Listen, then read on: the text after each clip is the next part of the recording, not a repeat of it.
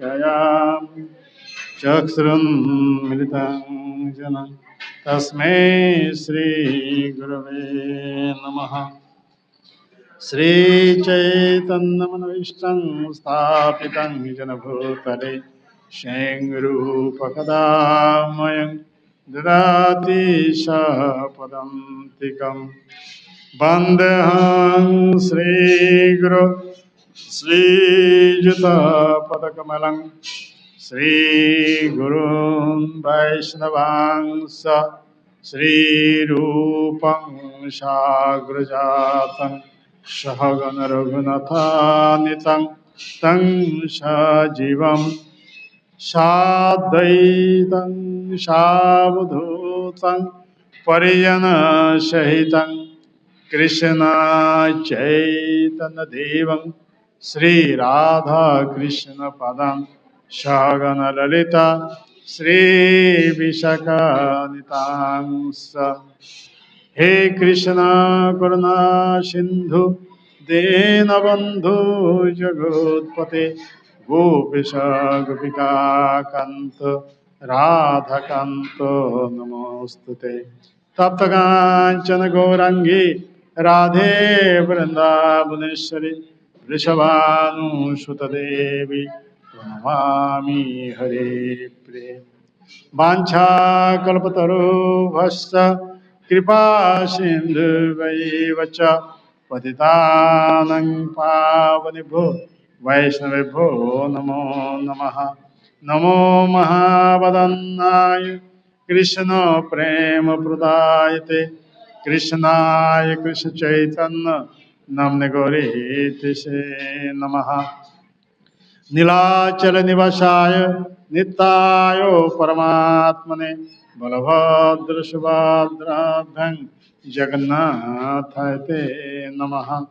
जय श्री कृष्ण चैतन्य प्रभु नित्यानंद श्री अद्वैत गदाधर श्रीवासादि गौर भक्तवृंद हरे कृष्ण कृष्ण कृष्ण हरे हरे हरे राम राम राम हरे हरे हरे कृष्ण कृष्ण कृष्ण हरे हरे हरे राम राम राम हरे हरे हरे कृष्ण कृष्ण कृष्ण कृष्ण हरे हरे हरे राम राम राम हरे हरे।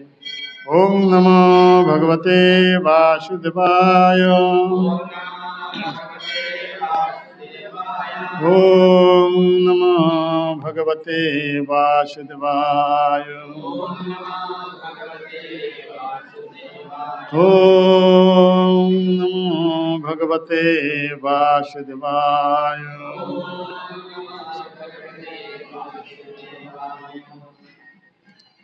इंट्रोड्यूस करेगा ना केन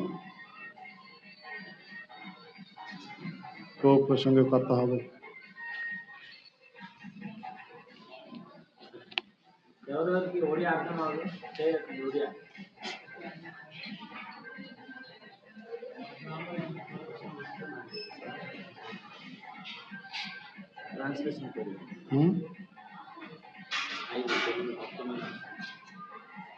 केते जन ओडिया अच्छा ठीक हाथ टेकिले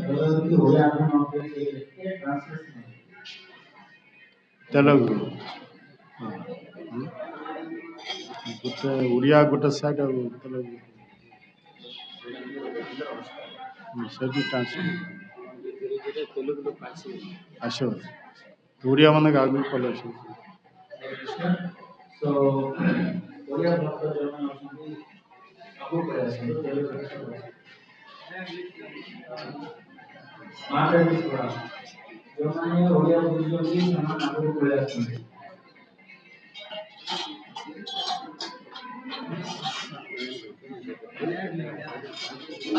तेलुगु ट्रांसलेशन कोरिया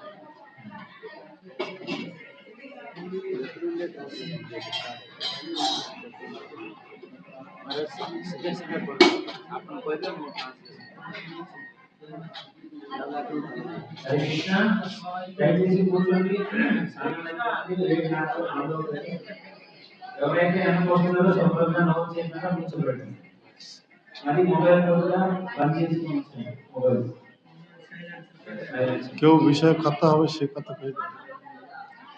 তো ఈరోజు నవవిధ భక్తి గురించి మనం చర్చించుకున్నాం. మహారాజు 9 రకాల భక్తిలో ఏ విధంగా మనం ఉండాల్సినది ఆ విషయం పట్ల మహారాజు చర్చించారు. నవవిధ భక్తి గురించి. సో అందరూ కూడా నిశ్శబ్దంగా ఉంటూ సైలెంట్ అయ్యండి. হরে কৃষ্ণ। హరే కృష్ణ.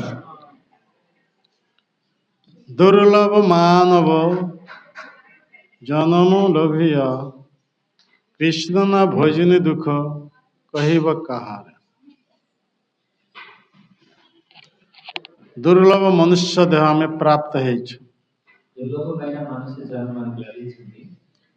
দুর্লভ মনুষ্য দেহ এଥିଲାଗି କୁହାଯାଉଛି লক্ষ লক্ষ মনুষ্য ইতর শরীর ভ্রমণ କରିସାରିଲା ପରେ ଏ ଦୁର୍ଲଭ ମନୁଷ୍ୟରେ ମିଳିଛି। ఈ దుర్లభమైన మనిషి జన్మ ఎందుకు లభించింది దాని గురించి చర్చించుకుంటే మనకన్నా ఇతర జోనుల సంఖ్య ఎక్కువ ఉంది.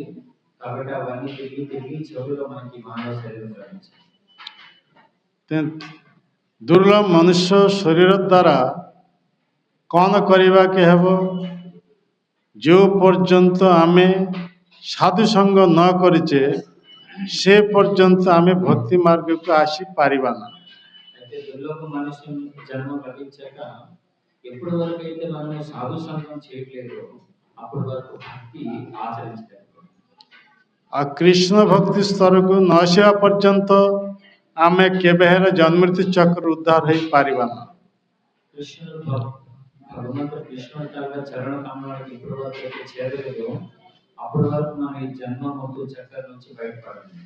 ତେଣୁ ଭଗବାନ କପିଲ ଦେବ ତାଙ୍କର ମାତା ଦେବହୂତିଙ୍କୁ କହୁଛନ୍ତି ଶତାଂ ପ୍ରସଙ୍ଗା ମମ ବୀର୍ଯ୍ୟ ସଂବିଦ ଭବନ୍ତି ହିତକର୍ଣ୍ଣ ରସନ କଥା ତଜ୍ଜୋଷଣ ଆଶୁ ଅପବର୍ଗ ବର୍ତ୍ତମାନି ଶ୍ରଦ୍ଧା ରତି ଭକ୍ତି ଅନୁକ୍ରମିଷ୍ୟତି।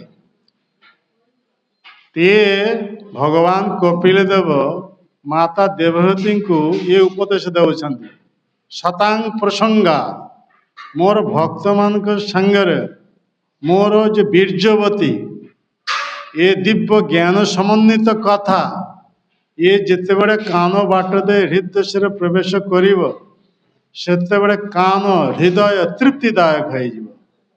ఇది శ్రీమద్ భాగవతంలో కపిలున్న భగవంతుడు వాళ్ళ అమ్మగారికి ఉపదేశం ఇస్తున్నారు. ఆయన స్వయంగా భగవంతుడు కాబట్టి ఆయన ఏం చెప్తున్నారంటే స్వతంత్ర ప్రసంగాత్మ అంటే నా భక్తులు తాలూకా సాంగత్యం ఎవరు చేయట్లేదు, నా భక్తులు తాలూకా చెప్పిన మాటలు ఎప్పటి వరకే ఈ యొక్క కర్మనంతరంలో వెళ్ళి హృదయంలో ప్రవేశించట్లేదు. ఎప్పుడైతే ప్రవేశిస్తుందో అనుకున్నప్పుడు కర్మము హృదయము అన్ని కూడా తృప్తమవుతుందని చెప్తున్నారు. ସେତେବେଳେ କ'ଣ ହବ? ଆଶୁ ଅପବର୍ଗ ବର୍ତ୍ତମାନି ଶ୍ରଦ୍ଧା ରତି ଭକ୍ତି ଅନୁକ୍ରମିଷ୍ୟତି। ଆଶୁ ମାନେ ଅତି ଶୀଘ୍ର ଆମମାନଙ୍କର ପାଇଁ ମୁକ୍ତିର ଦ୍ୱାର ଖୋଲିଯିବ। ఎప్పుడైతే భక్తులు హరిభక్తులు చెప్పిన మాటలు ఎప్పుడైతే మనము శ్రద్ధగా గ్రహిస్తుంటామో అప్పుడు మూడు విషయాలు మనకి జరుగుతుంది. శ్రద్ధ వస్తుంటుంది, భక్తి ఏర్పడుతుంటుంది, మన రుచి కూడా కలుగుతుంది. ତେଣୁ ଦୁଇ ପ୍ରକାର କଥା ରହିଛି। ଅପବର୍ଗ ଅପବର୍ଗ ମାନେ ଆମର ମୁକ୍ତିର ଦ୍ୱାର ଖୋଲିଯିବ, କିନ୍ତୁ ଆମେ ସମସ୍ତେ ପଢିଛୁ କେଉଁଥିରେ? ପବର୍ଗରେ। ପବର୍ଗ ମାନେ ଯେଉଁଥିରେ 5ଟି ଅକ୍ଷର ରହିଛି ପ ଫ ବ ଭ ମ। ତ 5ଟି ଅକ୍ଷରର ଅର୍ଥ ହେଉଛି ଆମେ ମନୁଷ୍ୟ ଦେହ ପ୍ରାପ୍ତ ହେଇଛେ। ମନୁଷ୍ୟ ଦେହ ଦ୍ୱାରା ଆମେ ଗଧ ପରି କେବଳ କଠୋର ପରିଶ୍ରମ କରୁଛେ। ତେଣୁ ଏହାକୁ କୁହାଯାଉଛି ପ। ପ ମାନେ ପରିଶ୍ରମ। ଗଧ ଯେମିତି କଠୋର ପରିଶ୍ରମ କରୁଛେ ଆମେ ମନୁଷ୍ୟ ଦେହ ପ୍ରାପ୍ତ ଠିକ୍ ସେହିପରି କଠୋର ପରିଶ୍ରମ କରୁଛେ। କେଉଁଥିଲାଗି? ଇନ୍ଦ୍ରିୟ ସୁଖ ପାଇଁ। అయితే మనకి రెండు వర్గాలు ఉన్నాయి. రెండు వర్గాలు అంటే రెండు దారులు. ఒకటేమో గోవర్గము, రెండోది అపవర్గం. అపవర్గం అంటే భగవంతుడి దగ్గరికి వెళ్ళే దారి. ప వర్గం అంటే దానికి చాలా విశ్లేషణగా భాగవతంలో వర్ణించారు. పో అంటే కఠోరమైన పరిశ్రమ చేయడం. అంటే ఏ విధంగా అంటే గాడులు ఎవరైతే కష్టపడుతూ ఉంటారో ఆ విధంగా పరిశ్రమ చేస్తున్నారు. దేని గురించి? కేవలం ఇంద్రియ తృప్తి కొరకు. ତେଣୁ ଭଗବାନ ଋଷଭଦେବ ତାଙ୍କର ପୁତ୍ରମାନଙ୍କୁ କହୁଛନ୍ତି ଆମେ ଏଇ ଯେଉଁ ଦୁର୍ଲଭ ମନୁଷ୍ୟ ଦେହ ପ୍ରାପ୍ତ ହେଇଛେ ଏ ଦୁର୍ଲଭ ମନୁଷ୍ୟ ଦେହ ଦ୍ୱାରା କ'ଣ କରିବାକୁ ହେବ? ପଶୁ ଭଳି ଏହିପରି ଆହାର ନିଦ୍ରା ଭୟ ମୈଥୁନ ଏସବୁ କର୍ମରେ ରତ ନ ହୋଇ ତପ ଦିବ୍ୟଂ ପୁତ୍ର କା ଜ୍ଞାନ ସତ୍ୟଂ ଶୁଦ୍ଧ ଅର୍ଥାତ ତପସ୍ୟା ଆଚରଣ କରିବାକୁ ହେବ. అదేవిధంగా భాగవతంలో ఋషులు కూడా వాళ్ళ పుత్రుడిని ముందు మనిషి పుత్రుడిని చెప్తున్నారు ఏమంటే, పుత్రులారా ఈ యొక్క జన్మ మనకు లభించింది కేవలం ఒక్కలాగా పందిలాగా జీవితాన్ని గడపడానికి కాకుండా తపోదివ్యం తపస్య చేయడానికి మనకి ఒక శరీరం లభించిందని ఋషులు వాళ్ళ పుత్రుడు చెప్తున్నారు. ତପସ୍ୟା ଦ୍ୱାରା ଆମର ସ୍ଥିତିକୁ ଉନ୍ନୀତ କରିପାରିବା, ଏମିତି କ'ଣ ଜନ୍ମରୁ ଚକ୍ର ଉଦ୍ଧାର ହୋଇ ଭଗବାନଙ୍କ ପାଖକୁ ଫେରି ଯାଇପାରିବା. సో తపస్య ఈ యొక్క కార్యం వల్ల మనం ఉన్న స్థానం నుంచి పై స్థానానికి వెళ్ళవచ్చు. କେବଳ ଅନନ୍ତ ସୁଖ ଭୋଗ ଆମେ କରିପାରିବା ଭଗବତ ଧାମକୁ ଯେତେବେଳେ ଆମେ ଫେରିଯିବା. ఎప్పుడైతే తపస్య మనము చేస్తుంటామో ఖచ్చితంగా భగవంతుడి ధామానికి అనంతమైన సుఖాన్ని మనం పొందవచ్చు. ମନୁଷ୍ୟ ଦେହ ଦ୍ୱାରା କେବଳ ତପସ୍ୟା. ତେଣୁ ଆମେ ତପସ୍ୟା କରିଛୁ କେଉଁଥି ଲାଗି? ମନୁଷ୍ୟ ଦେହ ପ୍ରାପ୍ତ ହେଇ ଉପରକୁ ଯିବା ପାଇଁ, ଆଉ ତଳକୁ ଖସିବାର ନାହିଁ. ఈ మానవ శరీరంలో లభించింది పై లోకానికి వెళ్ళడానికి, కింద లోకానికి వెళ్ళడానికి. ଭଗବାନ କୃଷ୍ଣ ଗୋଲକ ବୃନ୍ଦାବନରେ ତପସ୍ୟା କରିଛନ୍ତି କେଉଁଥି ଲାଗି? ତଳକୁ ଆସିବା ପାଇଁ. భగవాన్ శ్రీకృష్ణుడు గోలోకధామంలో తపస్య చేస్తున్నాడు దేని కొరకై? మన లోకానికి రావడానికి. ତେଣୁ ଆମେ ଯେ ତପସ୍ୟା କରୁଛେ ଏହାକୁ କୁହାଯାଉଛି ସାଧନ. మనం ఏదైతే తపస్య చేస్తున్నామో దానికి సాధన అని చెప్పబడుతుంది. ଆଉ ଭଗବାନ ଯେଉଁ ତପସ୍ୟା କରୁଛନ୍ତି ସେ ତପସ୍ୟାର ନାମ ହେଉଛି ଅନୁଗ୍ରହ. భగవంతుడు ఏవైతే తపస్య చేస్తున్నారో దాని పేరు అనుగ్రహం. ତେଣୁ ଭଗବାନ ବଦ୍ଧ ଜୀବ ଆମମାନଙ୍କ ପ୍ରତି ଅନୁଗ୍ରହ ଅର୍ଥାତ୍ କୃପା କରିବା ପାଇଁ ନିଜ ଧାମ ଗୋଲକ ବୃନ୍ଦାବନ ଛାଡ଼ି ଏଠାକୁ ଆସନ୍ତି ବ୍ରହ୍ମାଙ୍କ ଦିନ ମଧ୍ୟରୁ ଥରେ. భగవంతుడు తపస్య చేస్తున్న మనలాంటి బద్ధ జీవులందరూ కూడా అనుగ్రహించడానికి ఈ గోలోకధామం నుంచి ఈ లోకానికి వస్తున్నారు. బ్రహ్మ 100 సంవత్సరాల్లో ఒక రోజులో ఒకసారి వస్తున్నారు. ଭଗବାନ ହେଉଛନ୍ତି ଅଜ, ଯାହାଙ୍କର ଜନ୍ମ ନାହିଁ କିନ୍ତୁ ସେ ହେଉଛନ୍ତି ଇଚ୍ଛାମୟ ପୁରୁଷ. ନିଜ ଇଚ୍ଛା ଅନୁସାରେ ସେ ଜନ୍ମଲୀଳା ପ୍ରଦର୍ଶନ କରନ୍ତି. భగవంతుడికి ఒక పేరు అజ. అజ అంటే ఆ జన్మ ఎవరు ఆయనకి పుట్టించలేదు, కానీ భగవంతుడు తలుసుకుంటే వేరే గర్భానికి ఎలా కలుస్తాడు తప్ప ఆయనకి ఎవరు పుట్టించలేదు. ତେଣୁ ସେ ଜନ୍ମଲୀଳା ପ୍ରଦର୍ଶନ କରି ଏମିତି ଚମତ୍କାର ପୂର୍ଣ୍ଣ ଲୀଳାସା ପ୍ରଦର୍ଶନ କରନ୍ତି, ଅଦ୍ଭୁତ କାର୍ଯ୍ୟ ସମ୍ପାଦନ କରନ୍ତି. ଭଗବାନଙ୍କର ସେଇ ଜନ୍ମ କର୍ମ ଏବଂ ଅଦ୍ଭୁତ କାର୍ଯ୍ୟକଳାପ ଯଦି ଆମେ ସାଧୁ ସଙ୍ଗ କରି ସାଧୁଙ୍କ ମୁଖରୁ ଶ୍ରବଣ କରିବା ତାହେଲେ ଆମ ପାଇଁ ମୁକ୍ତିର ଦ୍ୱାର ଖୋଲିଯିବ. అయితే భగవంతుడు జన్మించి ఏం చేస్తున్నాడు? చాలా దివ్యమైన లీలలు, అప్రాకృతమైన లీలలు చేసి దేని గురించి చేస్తున్నారంటే ఆ లీలలన్నీ కూడా శుద్ధ భక్తులు మనందరికీ చెప్పడం వల్ల మన హృదయం శుద్ధమై మన భగవంతుడి దగ్గరికి వెళ్ళడానికి భగవంతుడు దివ్యమైన లీలలను కూడా కొనసాగుతుంది. ତେଣୁ ଆମେ ମନୁଷ୍ୟ ଦେହ ପ୍ରାପ୍ତ ହୋଇ ପଶୁ ଭଳି ଏ କେବଳ ଦେହ ପୁଷ୍ଟି ପାଇଁ କଧ ପରି ପରିଶ୍ରମ କରୁଛେ. ତେଣୁ ଏହାକୁ କୁହାଯାଉଛି ପ.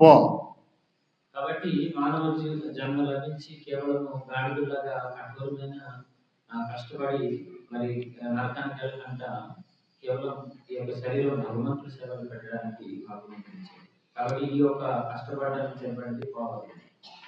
ଏମିତି ପରିଶ୍ରମ କରୁଛେ, ପରିଶ୍ରମ କରୁ କରୁ ପାଟିରେ ଫେନ ବାହାରି ଯାଉଛି. ତା ପରବର୍ତ୍ତୀ ଅକ୍ଷର ହେଉଛି ଫ. అయితే కఠోరమైన ఈ పరిశ్రమ చేసిన వల్ల నోటి నుంచి నోడలు వస్తున్నాయి, దాని పేరే అంటే ప్రయాణం. ଏତେ ପରିଶ୍ରମ କରି ସୁଦ୍ଧା ସବୁ ବ୍ୟର୍ଥ ହେଇଗଲା. ତା ପରବର୍ତ୍ତୀ ଅକ୍ଷର ହେଉଛି ବ. సో ఎన్నో చాలా రకాల కష్టాలు పడి కూడా అదంతా కూడా వ్యర్థమైపోయింది. వ్యర్థము బో అన్నమాట. ବର ଆହୁରି ଅର୍ଥ ହେଉଛି ବ୍ୟର୍ଥ ହେଇଗଲା, ବ୍ୟାଧି ହେଇଗଲା. ఇంకొక అర్థం చెప్పుకోవచ్చు, రోగగ్రస్తులు అవ్వడం. डॉक्टर पाखक जिते जीव डॉक्टर जदि कहबे तुम्हारे कैंसर हो जाए टीबी हो जाए ये कथा जिते शुणव डॉक्टर आहरी कहबे तुम्हें अधिक दिन बंचब ना से मनरे भय आसीज ब पर भय ఇది కొనసాగుతుంది. బోధ పరిశ్రమ, బోధ ప్రేరణము, బోధని చాలా కష్టం పడిన తర్వాత అదంతా కూడా వ్యాధి వ్యర్థం. ఎప్పుడైతే డాక్టర్ గారికి వెళ్ళిన తర్వాత ఆయన చెప్తారు నీకు క్యాన్సర్ వచ్చింది అనుకుంటే తర్వాత మనకి భయం వస్తుంది. तो भय जाता जो ये व्याधिर कथा चिंता कर भय जाता से मृत्यु मुखरे पतित हो డాక్టర్ గారు ఎప్పుడైతే చెప్తారు క్యాన్సర్ వచ్చిందని ఆ భయపడి పడి పడి ఆయన ఆలోచిస్తూ మోలో మృత్యు చనిపోతారు. तेना लास्ट अक्षर हूँ मो शेष अक्षर मो माने मृत्यु మా అంటే మృత్యు. तेना आम समस्त मृत्युर कवल पड़ जा మనందరం కూడా మృత్యు తాలూకా జాలంలో పడి ఉన్నాం. जिते बड़े आम मृत्युवरण कर पुणी मनुष्य देह खसी जाए मनुष्य इतर शरीर को आम चली తర్వాత ఏమవుతుంది, ఒకవేళ మానవ జీవితం లభించింది భగవంతుడు భక్తి చేయకపోతే చనిపోయాక మళ్ళీ ఒక యోనికి వెళ్ళిపోతాం. तो मनुष्य देह प्राप्त सबुठार उच्च स्थिति से स्थिति पुणी आम तड़ को खसी అయితే ఇక్కడ మానవ జీవితం మానవ జన్మ అవుతుంది ఈ ప్రపంచం కన్నా సర్వశ్రేష్టమైన జీవితం. అయితే ఈ జీవితం లభించాక భక్తి చేయకపోయాక మళ్ళీ మన కేంద్రలోకానికి అంటే ఎదురు యోనికి किंतु भगवान ऋषभदेव कहते तप दिव्यं पुत्र का जदि आम तपस्या आचरण करवा ताहले और आमको नीच को खसवा के हेब ना आम से तो उच्च उच्च उच्च कहले यहीपर आम भगवत धाम को जाई पहुंची पार. కాబట్టి ఋషభదేవుల వారు ఆయన చెప్తున్నారంటే వాళ్ళ భక్తుల్ని తండ్రులారా దయచేసి తపస్సు చేయండి. తపస్సు చేస్తే మనకి ఎంత లోకానికి వెళ్ళము, ఇతర యోగులకు వెళ్ళము. తపస్సు చేసిన వల్ల పై పై పై లోకానికి వెళ్తున్నాం. तेणु भगवान कपिल मुनि यही कथा कहते आशु अपवर्ग वर्तमनी अति शीघ्र आम मन को अपवर्ग अर्थात मुक्तिर द्वार खुलीज. కాబట్టి ఆసు తాలూకు శబ్దానికి అర్థం ఏంటంటే తొందరగా ఈ యొక్క శ్రద్ధ భక్తి అనేది మనకి లభిస్తుంది. केते बड़े आमार मुक्तिर द्वार खुलीज ఎప్పుడు మనకి ముక్తి ద్వారా వీడిపోతుంది. तेणु भगवान कपिल मुनि कहते शतांग प्रसंगाद मम वीर्य संविद अर्थात साधु संगे भगवान कथा जो कथा हूँ दिव्य चिन्मय या वीर्यवती कथा कह ये कथा जिते बड़े कान बाट दे हृदय से प्रवेश कर कान हृदय तृप्तिदायक. ఎప్పుడు మన ముక్తి దారి తెరుచుకుంటుందంటే ఎప్పుడైతే సాధు సంఘంలో హరికథ ఎప్పుడైతే వింటామో అప్పుడు చెరువు మన హృదయం అంతా కూడా తృప్తి చెందుతుంది. जिते आम साधु संग करी भगवान कथा श्रवण करवा सेते आम मन मुक्तिर द्वार खुलीज. से आमर श्रद्धा रति भक्ति अनुक्रमिष्यति यहीपरि भाव प्रथम श्रद्धा जात हो. श्रद्धा शब्दर अर्थ हूँ विश्वास. विश्वास कौन जे कृष्ण भक्ति जदि आम करवा ताहले आउर आमार किछि करिवार आवश्यक नहीं. कृष्ण भक्ति करी आम कृष्ण पाखक फेरी जाई पारिबा. కాబట్టి ఎవరు ఎంతగా సాధు సంఘం చేస్తే వాళ్ళంతగా ముక్తి ద్వారం తెలుసుకుంటారు. సో సాధు సంఘం ఏం లభిస్తుంది మనకి? శ్రద్ధ. శ్రద్ధ అంటే విశ్వాసం. విశ్వాసం అంటే కృష్ణ భక్తి చేస్తే మనం వేరే కార్యాలు వేరే చేయడానికి అవసరం. और ये विश्वास केमितिया सुदृढ़ विश्वास. श्रद्धा शब्द विश्वास कहे सुदृढ़ निश्चय. कृष्ण भक्ति कहले सर्व कर्मकृत है अर्थात कृष्ण भक्ति करने सुदृढ़ विश्वास. सुदृढ़ विश्वास स्ट्रॉन्ग फेथ यहीपरि से सुदृढ़ विश्वास हूँ कृष्ण भक्ति. कृष्ण भक्ति कौन? कृष्णकर कथा कान बाट दे साधुंकर मुखर श्रवण करवा. ఈ విధంగా మనము భగవంతుడి కథ వింటున్నామంటే సుదృఢమైన విశ్వాసం ఏర్పడుతుంది కృష్ణుడి పట్ల. ఎప్పుడైతే సాధు సంఘంలో ఇటువంటి కథ వింటున్నామంటే అది కర్ణరంధ్రంలో ప్రవేశించి హృదయము అన్ని కూడా తృప్తులై భగవంతుడి పట్ల సుదృఢమైన విశ్వాసం ఏర్పడుతుంది. तो कृष्णकर कथा শ্রবণের আমার যদি শ্রদ্ধা জাত হব, তাহলে ধীরে ধীরে কম শ্রদ্ধা রতি, রতি মানে আসক্তি, অর্থাৎ ভগবানଙ୍କ প্রতি আসক্তি, ଭଗବାନଙ୍କ କଥା ଶ୍ରବଣ ପ୍ରତି ଆସକ୍ତି, ଭଗବାନଙ୍କର ନାମ ଜପ କୀର୍ତ୍ତନ ପ୍ରତି ఆసక్తి ଜାତ ହେଇଯିବ। సో ప్రతిరోజు ఒక వ్యక్తి ఈ భగవంతుడు కథ వింటున్నాడంటే మెల్లమెల్లగా శ్రద్ధతో వింటే ఆయనకి రతి అంటే కృష్ణుడి పట్ల ఆసక్తి అనేది ఏర్పడుతుంది.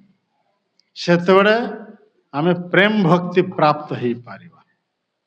ఎప్పుడైతే ఆసక్తి చాలా గంభీరంగా మనం చేసుకుంటామో అప్పుడు భగవంతుడి పట్ల ప్రేమ వస్తుంది.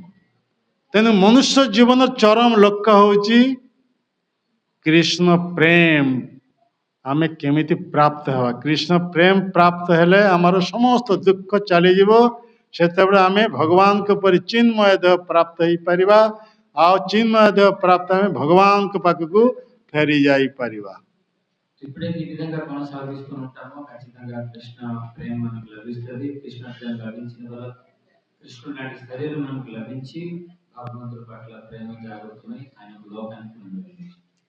यार सूत्र ହେଉଛି ଭକ୍ତି। దీని ఇదంతా చేయడానికి ఒక సూత్రం ఉంది, దాని పేరే భక్తి.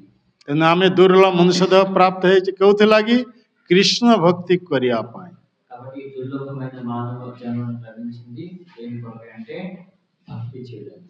ଏ କଥା କିଏ କହୁଛନ୍ତି? ସ୍ୱୟଂ ଭଗବାନ ଚୈତନ୍ୟ ମହାପ୍ରଭୁ, ଯିଏକି ସ୍ୱୟଂ କୃଷ୍ଣ, ସ୍ୱୟଂ ଜଗନ୍ନାଥ, ସେ ଭକ୍ତ ଭାବ ଅର୍ଥାତ୍ ଶ୍ରୀମତୀ ରାଧାରାଣୀଙ୍କ ଭାବ ନେଇ ଆସି ଏଇ କଥା ଆମମାନଙ୍କୁ ଶିକ୍ଷା ଦେଉଛନ୍ତି। అయితే ఈ మాటలు ఎవరు చెప్తున్నారు? స్వయంగా చైతన్య మహాప్రభు రాధారాణి భావన తీసుకుని వచ్చి స్వయంగా చైతన్య మహాప్రభు ఎవరు కాదు, కృష్ణుడు ఆయనే, జగన్నాథుడు ఆయనే, ఆయన స్వయంగా చెప్తున్నారు ఈ మాటలు. ତେଣୁ ପ୍ରେମାପୁମାର୍ଥ ମହାନ ଶ୍ରୀ ଚୈତନ୍ୟ ମତ ବେଦଂ ତତ୍ରାଦର ନ ଅପର। ପ୍ରେମା ପୁମାର୍ଥ, ପୁମାର୍ଥ କହିଲେ ଆମେ ଯେଉଁ ଦୁର୍ଲଭ ମନୁଷ୍ୟ ଦେହ ପ୍ରାପ୍ତ ହେଇଛେ, ଏ ଦୁର୍ଲଭ ମନୁଷ୍ୟ ଦେହରେ ଏକମାତ୍ର ପରମ ପ୍ରୟୋଜନ ପ୍ରାପ୍ତ ବସ୍ତୁ ହେଉଛି କୃଷ୍ଣ ପ୍ରେମ। ప్రేమ పుమాన్ మహాన్, దాని అర్థం ఏంటంటే ఈ ప్రేమ పుమాన్ అంటే మానవుడికి సాధ్యము, కృష్ణ ప్రేమ కేవలం మానవుడు మాత్రమే స్వీకరించగలరు. କାହାର ମତ? ଏହା ହେଉଛି ଚୈତନ୍ୟ ମହାପ୍ରଭୁଙ୍କର ମତ। ఈ మాట ఎవరు చెప్తున్నారు? కారణం ఏంటంటే చైతన్య మహాప్రభు చెప్పిన మాట. ତ ଚୈତନ୍ୟ ମହାପ୍ରଭୁ କିଏ? ఆయన ఎవరు? ସେ ଚୈତନ୍ୟ ମହାପ୍ରଭୁ ସ୍ୱୟଂ କୃଷ୍ଣ। స్వయం భగవాన్ శ్రీకృష్ణుడు. ତେଣୁ ସେ ଚୈତନ୍ୟ ମହାପ୍ରଭୁ ଆମମାନଙ୍କ ପାଇଁ ଏ ଶିକ୍ଷା ଦେଉଛନ୍ତି। ଆମେ ଯେ ଦୁର୍ଲଭ ମନୁଷ୍ୟ ଦେହ ପ୍ରାପ୍ତ ହେଇଛେ, ଦୁର୍ଲଭ ମନୁଷ୍ୟ ଦେହ ଦ୍ୱାରା କାହାକୁ ଆରାଧନା କରିବାକୁ ହେବ? ତେଣୁ ଆରାଧ୍ୟ ଭଗବାନ ବ୍ରଜେଶ ତନୟ ଅର୍ଥାତ୍ ନନ୍ଦ ନନ୍ଦନ ଯଶୋଦା ନନ୍ଦନ କୃଷ୍ଣକୁ ଆରାଧନା କରିବା ପାଇଁ ସେ କହୁଛନ୍ତି। అయితే చైతన్య మహాప్రభు స్వయంగా భగవంతుడు అయినప్పుడు భక్తుడికి వచ్చి ఆయన ఏం చెప్తున్నారంటే ఎవరిని ఆరాధించాలా? ప్రజలను అన్నారు. ప్రజలను అంటే ఎవరు? శ్రీకృష్ణ భగవంతుడికి భక్తి చేయమని చెప్తున్నారు. କୃଷ୍ଣ ଯେପରି ଆରାଧ୍ୟ, କୃଷ୍ଣଙ୍କ ଧାମ ବୃନ୍ଦାବନ ସେହିପରି ଆରାଧ୍ୟ। కృష్ణుడు ఎవరికైతే ఆరాధ్యమైన భగవంతుడు, అదే విధంగా ఆయన లోకము గౌరవ బృందావనం కూడా అటువంటి ఆరాధ్యం వస్తుంది. ଆଉ କୃଷ୍ଣ ଆରାଧନାର ସର୍ବୋତ୍ତମ ପନ୍ଥା କେଉଁମାନେ ଏ ଜଗତ ପ୍ରଥମ ପ୍ରଦର୍ଶନ କରିଛନ୍ତି? అయితే శ్రీకృష్ణుడు ఆరాధించిన ఒక దారి ఎవరు మనకి చూపించేది? କାଚିତ୍ ଉପାସନା ବ୍ରଜବତୀ ବର୍ଗନ ଯା କଲ୍ପିତ ଅର୍ଥାତ୍ ବ୍ରଜର ଗୋପୀମାନେ। ఈ బ్రజ బృందావనంలో గోపికలందరూ కూడా మనకి నేర్పించారు. ଗୋପୀମାନେ ସମସ୍ତ ପ୍ରକାର ଧର୍ମ ପରିତ୍ୟାଗ କରି ମଧ୍ୟରାତ୍ରିରେ ସେ କୃଷ୍ଣଙ୍କର ଚରଣରେ ଆସି ଉପନୀତ ହେଇଥିଲେ। సో ఎందుకు వాళ్ళ మాట ఇక్కడ చెప్పబడుతుందంటే బ్రజగోపికలు ఎవరైతే ఉన్నారో వాళ్ళ అన్ని రకాల ధర్మాలు త్యాగించి భగవంతుడు శ్రీకృష్ణ చరణానికి వాళ్ళు స్వీకరించారు. ତେଣୁ ଏହାକୁ କୁହାଯାଉଛି ସର୍ବଧର୍ମାନ୍ ପରିତ୍ୟଜ୍ୟ ମାମ୍ ଏକଂ ଶରଣଂ ବ୍ରଜ। ସମସ୍ତ ପ୍ରକାର ଧର୍ମ ପରିତ୍ୟାଗ କରି କେବଳ କୃଷ୍ଣଙ୍କର ଚରଣ ଶରଣାପନ୍ନ ହେଇଥିଲେ। కాబట్టి అన్ని రకాల ధర్మాలు విడిచిపెట్టి కేవలం భగవంతుడి చరణంలోనే శరణాగతి అవుతుంది. କୃଷ୍ଣଙ୍କର ଚରଣରେ ଶରଣାପନ୍ନ ହେଲେ କ'ଣ ହବ?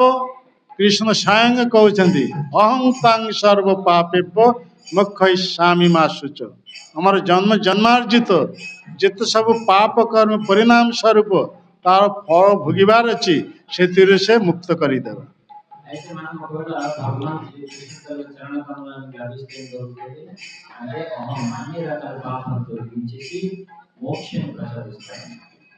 ତେଣୁ ଏ ଗୋପୀମାନଙ୍କର କଥା, ଏ କୃଷ୍ଣଙ୍କର କଥା କେଉଁଥିରେ ଉଲ୍ଲେଖ ଅଛି? ଶ୍ରୀମଦ୍ ଭାଗବତମ୍। ଶ୍ରୀମଦ୍ ଭାଗବତମ୍ ଏହି କଥା ବର୍ଣ୍ଣନା କରେ। ଶ୍ରୀମଦ୍ ଭାଗବତମ୍ କେମିତିଆ ଶାସ୍ତ୍ର? ଅମଳ ପୁରାଣ। అయితే ఈ మాటలను ఎక్కడ ఉల్లేఖించారు? శ్రీమద్ భాగవతంలో గోపిక మాటలు ఉన్నాయి। అది ఎటువంటి పురాణం అంటే ఎటువంటి మార్పు లేదంట, అమర పురాణం అని చెప్పారు। କାହିଁ ସ୍ୱୟଂ ଭଗବାନ କୃଷ୍ଣ ବ୍ୟାସ ଅବତାର ରୂପ ଧାରଣ କରି ଆସି ଆମେ ସମସ୍ତ ବଦ୍ଧ ଜୀବ ଆମମାନଙ୍କ ପାଇଁ ଏ ବେଦ ପୁରାଣ ଦେଲେ। సో ఈ యొక్క భాగవతం ఎలా రచించారంటే స్వయంగా భగవంతుడే సత్యవ్యాస అవతార వ్యాస రూపంలో వచ్చేసి ఈ యొక్క శాస్త్రాన్ని కూడా మనకి ఇవ్వడం జరిగింది। आ वेद रूपी कल्प वृक्षर फल होची ये श्रीमद् भागवतम। వేదం తాలూకా కల్ప వృక్షంలో ఒక ఫలం ఉంది, ఆ ఫలమే శ్రీమద్ భాగవతం। चारि वेद दधि मतलब चारि वेद को दधि सहित तुलना करा जाए, दही सहित आ से दधि मंथन द्वारा उत्थित है कन लहनी। आ किए दधि मंथन कले ना सुखदेव गोस्वामी। दधि मंथन के उत्थित है लहनी। आ से लहनी किए खाइले? परीक्षित महाराज।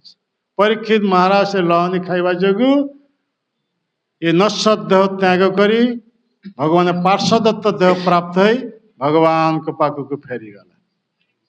ఇది నాలుగు వేదాల తాలూకా మంథనం చేసింది ఎవరు చేశారంటే సుఖదేవ గోస్వామి చేసిన తర్వాత దాన్ని దేంతో పోల్చారంటే పెరుగుతో పోల్చారు। పెరుగుని ఎప్పుడైతే तेनु परीक्षित महाराज केवल सुखदेव गोस्वामी के मुखरु यही भागवत कथा श्रवण करी जीवन में परम सिद्धि प्राप्त है, भगवान के पाक को फेरी जाए। సో పెరుగు లాంటి వేదాల్ని సుఖదేవ గోస్వామి ఎప్పుడైతే మంథనం చేసిన తర్వాత వెన్న వచ్చింది, వెన్నని పరీక్షిత్ మహారాజు స్వీకరించారు। ఆ పరీక్షిత్ మహారాజు ఏవైతే శరీరం ధరించారో ఆ వెన్నని తీసుకున్న తర్వాత ఆయన భగవంతుడు ధామానికి పరంపరించారు। तो नवविधा भक्तिर प्रथम अंग होची श्रवण। కాబట్టి అదే విధంగా 9 రకాల భక్తి ఏదైతే నవయోగ భక్తి ప్రథమ అవుతుంది శ్రవణం। तेन भगवान ये जगत को आसी यहीपरि लीला विस्तार करती से सब लीला कथा जदि कौन बद्ध जीव भगवान के भक्तर संग करी तांकर मुखर जदि श्रवण करेंगे ताले सत से कृष्ण प्रति आकृष्ट हो। కాబట్టి భగవంతుడు మనలాంటి బద్ధ జీవులందరూ కూడా ఈ యొక్క భగవంతుడి నుంచి ముక్తి పడడానికి ఆయన చాలా చక్కని లీలలను కూడా చేస్తున్నారు। ఆ లీలలో ఎప్పుడైతే శుద్ధ భక్తులు మనకి చెప్తున్నారో అప్పుడు శ్రవణించిన వల్ల మనలో ఉన్న కల్మషాలను కూడా పోతుంది। आ भगवान के प्रति आकृष्ट है माने तार समस्त बंधन छिन्न है। ఎప్పుడైతే ఈ యొక్క చెడు దోషాలను కూడా దూరం అయిన తర్వాత భగవంతుడి పట్ల ఆసక్తి అనేది మనకు పెరుగుతుంటది। ఎప్పుడైతే భగవంతుడి పట్ల ఆసక్తి పెరుగుతుందో ఈ చెడు గుణాలను కూడా నెమ్మదిగా దూరం అవుతుంది। तेन भागवत में प्रसिद्ध श्लोक अच्छी अनुग्रह भक्तानां मानुषिंग देहो माश्रित भजते तादृश कीड़ा जत्श्रुता तत्पर भवे। अर्थात ये बद्ध जीव आम मन के प्रति कृपा करिया पाई भगवान ब्रह्मा को दिन मध्य थरे निज धाम गोलक वृंदावन छाड़ी ये जगत को आसंती। ఈ శ్లోకంలో తాత్పర్యం ఏమంటే భగవంతుడు మనలాంటి బద్ధ జీవులందరినీ ఉద్ధరించడానికి ఆయన బ్రహ్మాతాలు ఒక రోజులో ఒకసారి వస్తున్నారు, మనలాంటి మానవ తాలూకా శరీరాన్ని ధరిస్తున్నారు। किपरि रूप नहीं आसंती भगवान आम मन कर बली नर रूप ఎటువంటి రూపం తీసుకుని వస్తున్నారంటే మనలాగా మానవ రూపం ధరించారు।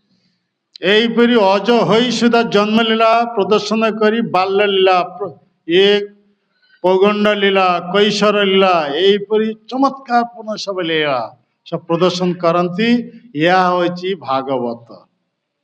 అయితే మనలాగా ఆయన ఒక పేరు రాజా, ఆయనకి పుట్టుక లేదు, మనలాంటి బద్ధ జీవులందరూ కూడా ఉద్ధరించడానికి జన్మించి చిన్నపిల్లల రూపంలో లీలలు చేస్తున్నారు, పోగొండ రూపంలో లీలలు చేస్తున్నారు, కిశోర అవస్థలో కూడా దివ్యమైన లీలలు చేసి మనందరూ కూడా ఆకర్షిస్తున్నారు। ତେଣୁ ଭାଗବତ କହିଲେ ଭଗବାନ ଏବଂ ଭକ୍ତଙ୍କର କଥା। భాగవతం అంటే భగవాన్ మరియు భక్తుల తాలూకా మాటలు. ते କଥା ଏ ବୀର୍ଯ୍ୟବତୀ କଥା। ତେଣୁ କପିଲ ମୁନି ଭଗବାନ କପିଲ ଦେବ ଏଥିଲାଗି କହୁଛନ୍ତି ଶତାଂ ପ୍ରସଙ୍ଗାତ ମମ ବୀର୍ଯ୍ୟ ସଂବିଦ। ये जो संवाद ये भगवानकर भक्तଙ୍କ ସହିତ जो ପ୍ରେମର ଆଦାନ ପ୍ରଦାନ ୟାକୁ କୁହାଯାଉଛି ଭାଗବତ। এই ଭାଗବତ ଯଦି କେହି ଶ୍ରବଣ କରିବେ ଶ୍ରବଣଂ ମଙ୍ଗଲମ୍ ଶ୍ରୀମଦାତତମ୍, ଶ୍ରବଣ ମାତ୍ରେ ହିଁ ସମସ୍ତ ପ୍ରକାର ମଙ୍ଗଳର ଉଦୟ ହେଇଯିବ।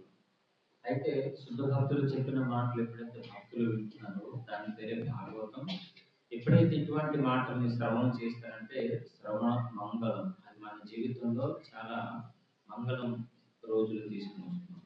ତେଣୁ ଆମେ ସମସ୍ତ କଲିଯୁଗର ଲୋକ, ସମସ୍ତେ ହିଁ ପାପ କର୍ମରେ ରତ। ତେଣୁ ଆମେ ସମସ୍ତେ ହିଁ ପାପୀ।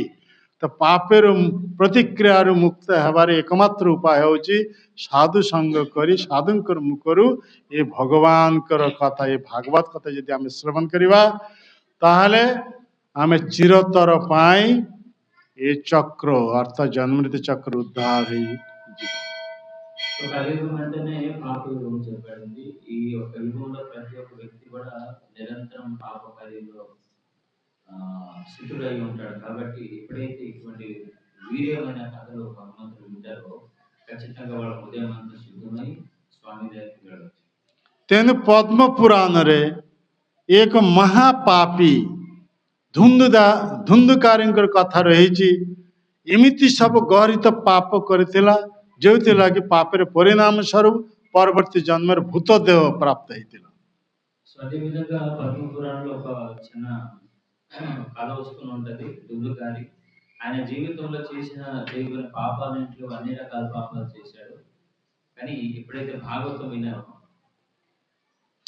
ଭୂତ ଶରୀର ମାନେ ଯାତନାମୟ ଶରୀର, କେବଳ ଯାତନା ଭୋଗ କରିଥିଲା।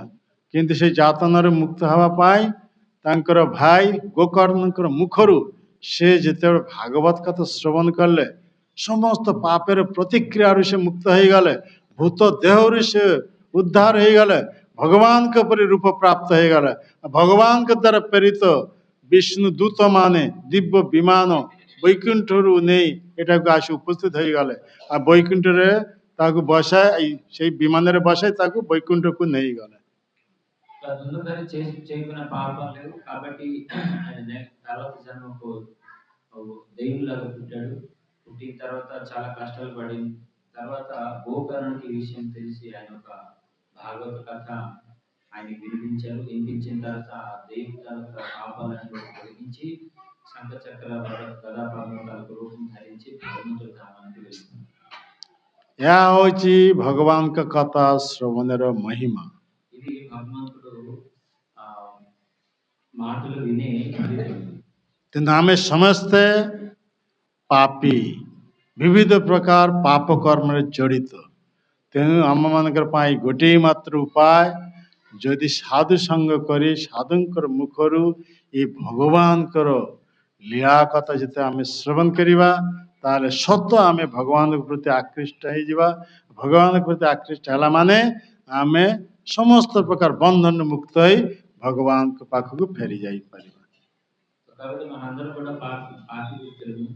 కాబట్టి భగవంతుడి మాటలు ఎప్పుడైతే వింటామో మెల్లమెల్లగా క్రమంగా ఈ యొక్క పాపాలన్నీ కూడా దూరమై అంటే అది ఎవరికైనా హరికథ వింటే ତେଣୁ ଏହାକୁ କୁହାଯାଉଛି ଆଦୌ ଶ୍ରଦ୍ଧା।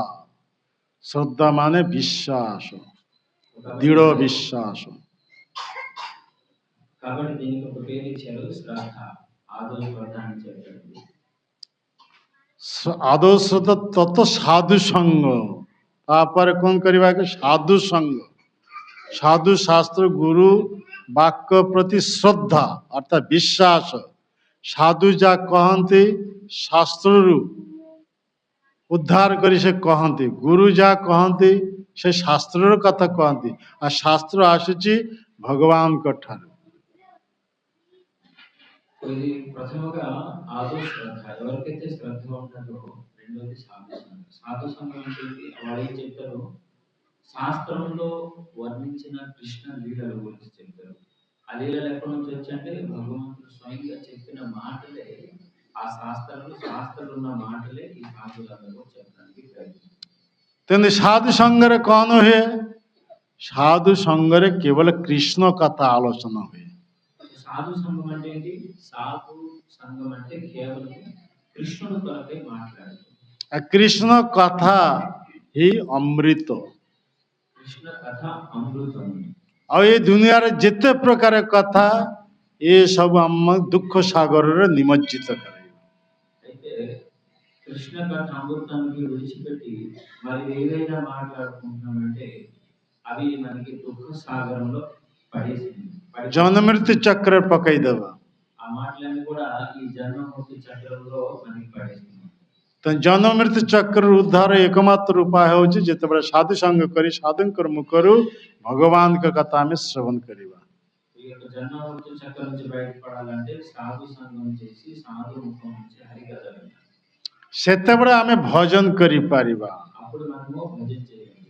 आ जेते बड़े शुद्ध भाव रे भजन करी पारिबा सेते बड़े आमे समस्त अनर्थ रे मुक्त होई पारिबा। ఎప్పుడైతే శుద్ధమైన భజన మనం చేస్తామంటే మనలో ఉన్న అనర్థాలను ప్రాముఖ్యంగా దూరం అవుతుంది. आ अनर्थ रु विविध प्रकार सब अनर्थ रही असत तृष्णा हृदय दौर्बल तत्व भ्रम विषम अपराध ये सब अनर्थ। ఈ 4 రకాల అనర్థాలు ఉన్నాయి మనలో. असत तृष्णा వాస్తవ కృష్ణ, తత్వవి బ్రహ్మ, हृदय दौर्बल హృదయ దౌర్బల్యం, विषम अपराध విషం అపరాధి. 4 అపరాధాలు ఉన్నాయి. ये शुद्ध भजन द्वारा आम ये सब अनर्थ रु मुक्त हो पारिबा। శుద్ధమైన భజన చేస్తే ఇటువంటి అనర్థాల నుంచి కూడా మనం దూరం అవుతాం. असत तृष्णा कहले कौन बुझाऊँची? प्रकृत सत वस्तु होचंद भगवान कृष्ण। और ये दुनिया रे जिते सबू हमार आत्मीय स्वजन बंधु बांधव ये सब तथा कथित ये सब असत अनित्य। అసత్ తృష్ణ, దీని శబ్దం అర్థం ఏంటంటే సత్ అవుతుంది కృష్ణుడు. అసత్ అంటే కృష్ణుడికి విడిచిపెట్టి ఇంకా వేరే వేరే సంబంధాలు ఏదైతే మనం పెట్టుకున్నామో దానికి కృష్ణ అంటే. तेणु सत्संग छाड़ी आम असत्संग विलास करे तेणु कर्मबंध फाँस आमर लगी जाए। కాబట్టి సత్సంగం విడిచిపెట్టి అసత్సంగంలో విలాసం అంటే అటువంటి వ్యక్తితో సాంగత్యం చేసిన వల్ల ఈ యొక్క మాయ తాలూకా పాసం మన మెడలో పడుతుంది. तेणु कर्म बंधन आबद्ध आम जन्मृत्यु चक्र पड़ी जाए। ఏమవుతుంది? మనకి కర్మబంధంలో పెడుతుంది, మళ్ళీ జన్మ మృత్యు చక్రంలో మనం తిరుగుతున్నాం. तेणु से सत्संग द्वारा पुनः आम कृष्णंकर प्रति आसक्त हो पारिबा। సో కాబట్టి సత్సంగం చేసిన వల్ల మళ్ళీ మనము కృష్ణుడి పట్ల ఆసక్తి మనము చేయగలం. तेणु असत्संग కాబట్టి అసత్సంగం, ये असत्संग छाड़ी सत्संग करवा के हम। అసత్సంగం విడిచిపెట్టి సత్సంగం చేసుకోవాలి. तेणु असत तृष्णा या कहा जाऊँ కాబట్టి దీనికి అసత్ కృష్ణ అని కూడా ये एक अनर्थ। ఇది ఒక అనర్థం. और हृदय दौर्बल హృదయ దౌర్బల్యం అంటే हृदय रे बहुत सबू सन्देह रही। भगवान गीता ये उपदेश देले किंतु से कथार आमर सन्देह हो ये कथा ठीक नहीं। यहीपरि सन्देह चित्त जिते हम संशय आत्मा विनश्यति से विनाश प्राप्त हो। హృదయ దౌర్బల్యం అనే ఒక శబ్దానికి అర్థం ఏంటంటే ఇప్పుడు భగవద్గీతలో భగవంతుడు ఎన్నో రకాల విషయాలు చెప్పారు. దాని పట్ల మనకు కొన్ని పట్ల నమ్మకం కలుగుతుంది, కొన్ని పట్ల నమ్మకం కలుగుతుంది. तेणु साधु संग करी जिते आम ये भगवान कथा श्रवण करवा से हृदय जिते प्रकार सन्देह ये सब चली जा। అయితే ఈ యొక్క సందేహం వచ్చిన వల్ల అక్కడ చెప్తున్నారు సంశయాత్మ వినిషేధ అటువంటి వ్యక్తులు కనపడిపోతున్నారు. కాబట్టి ప్రతిరోజు మనం సాధు సంగతం చేసుకున్నామంటే ఇటువంటి సందేహాలన్నీ కూడా నిష్ఫలంగా దూరం. तब तत्व भ्रम आम प्रकृति पक्षे आम समस्त जीवात्मा आत्मा किंतु आम आमर देहटा को आम आत्मा भावुचे या हूँ तत्व भ्रम।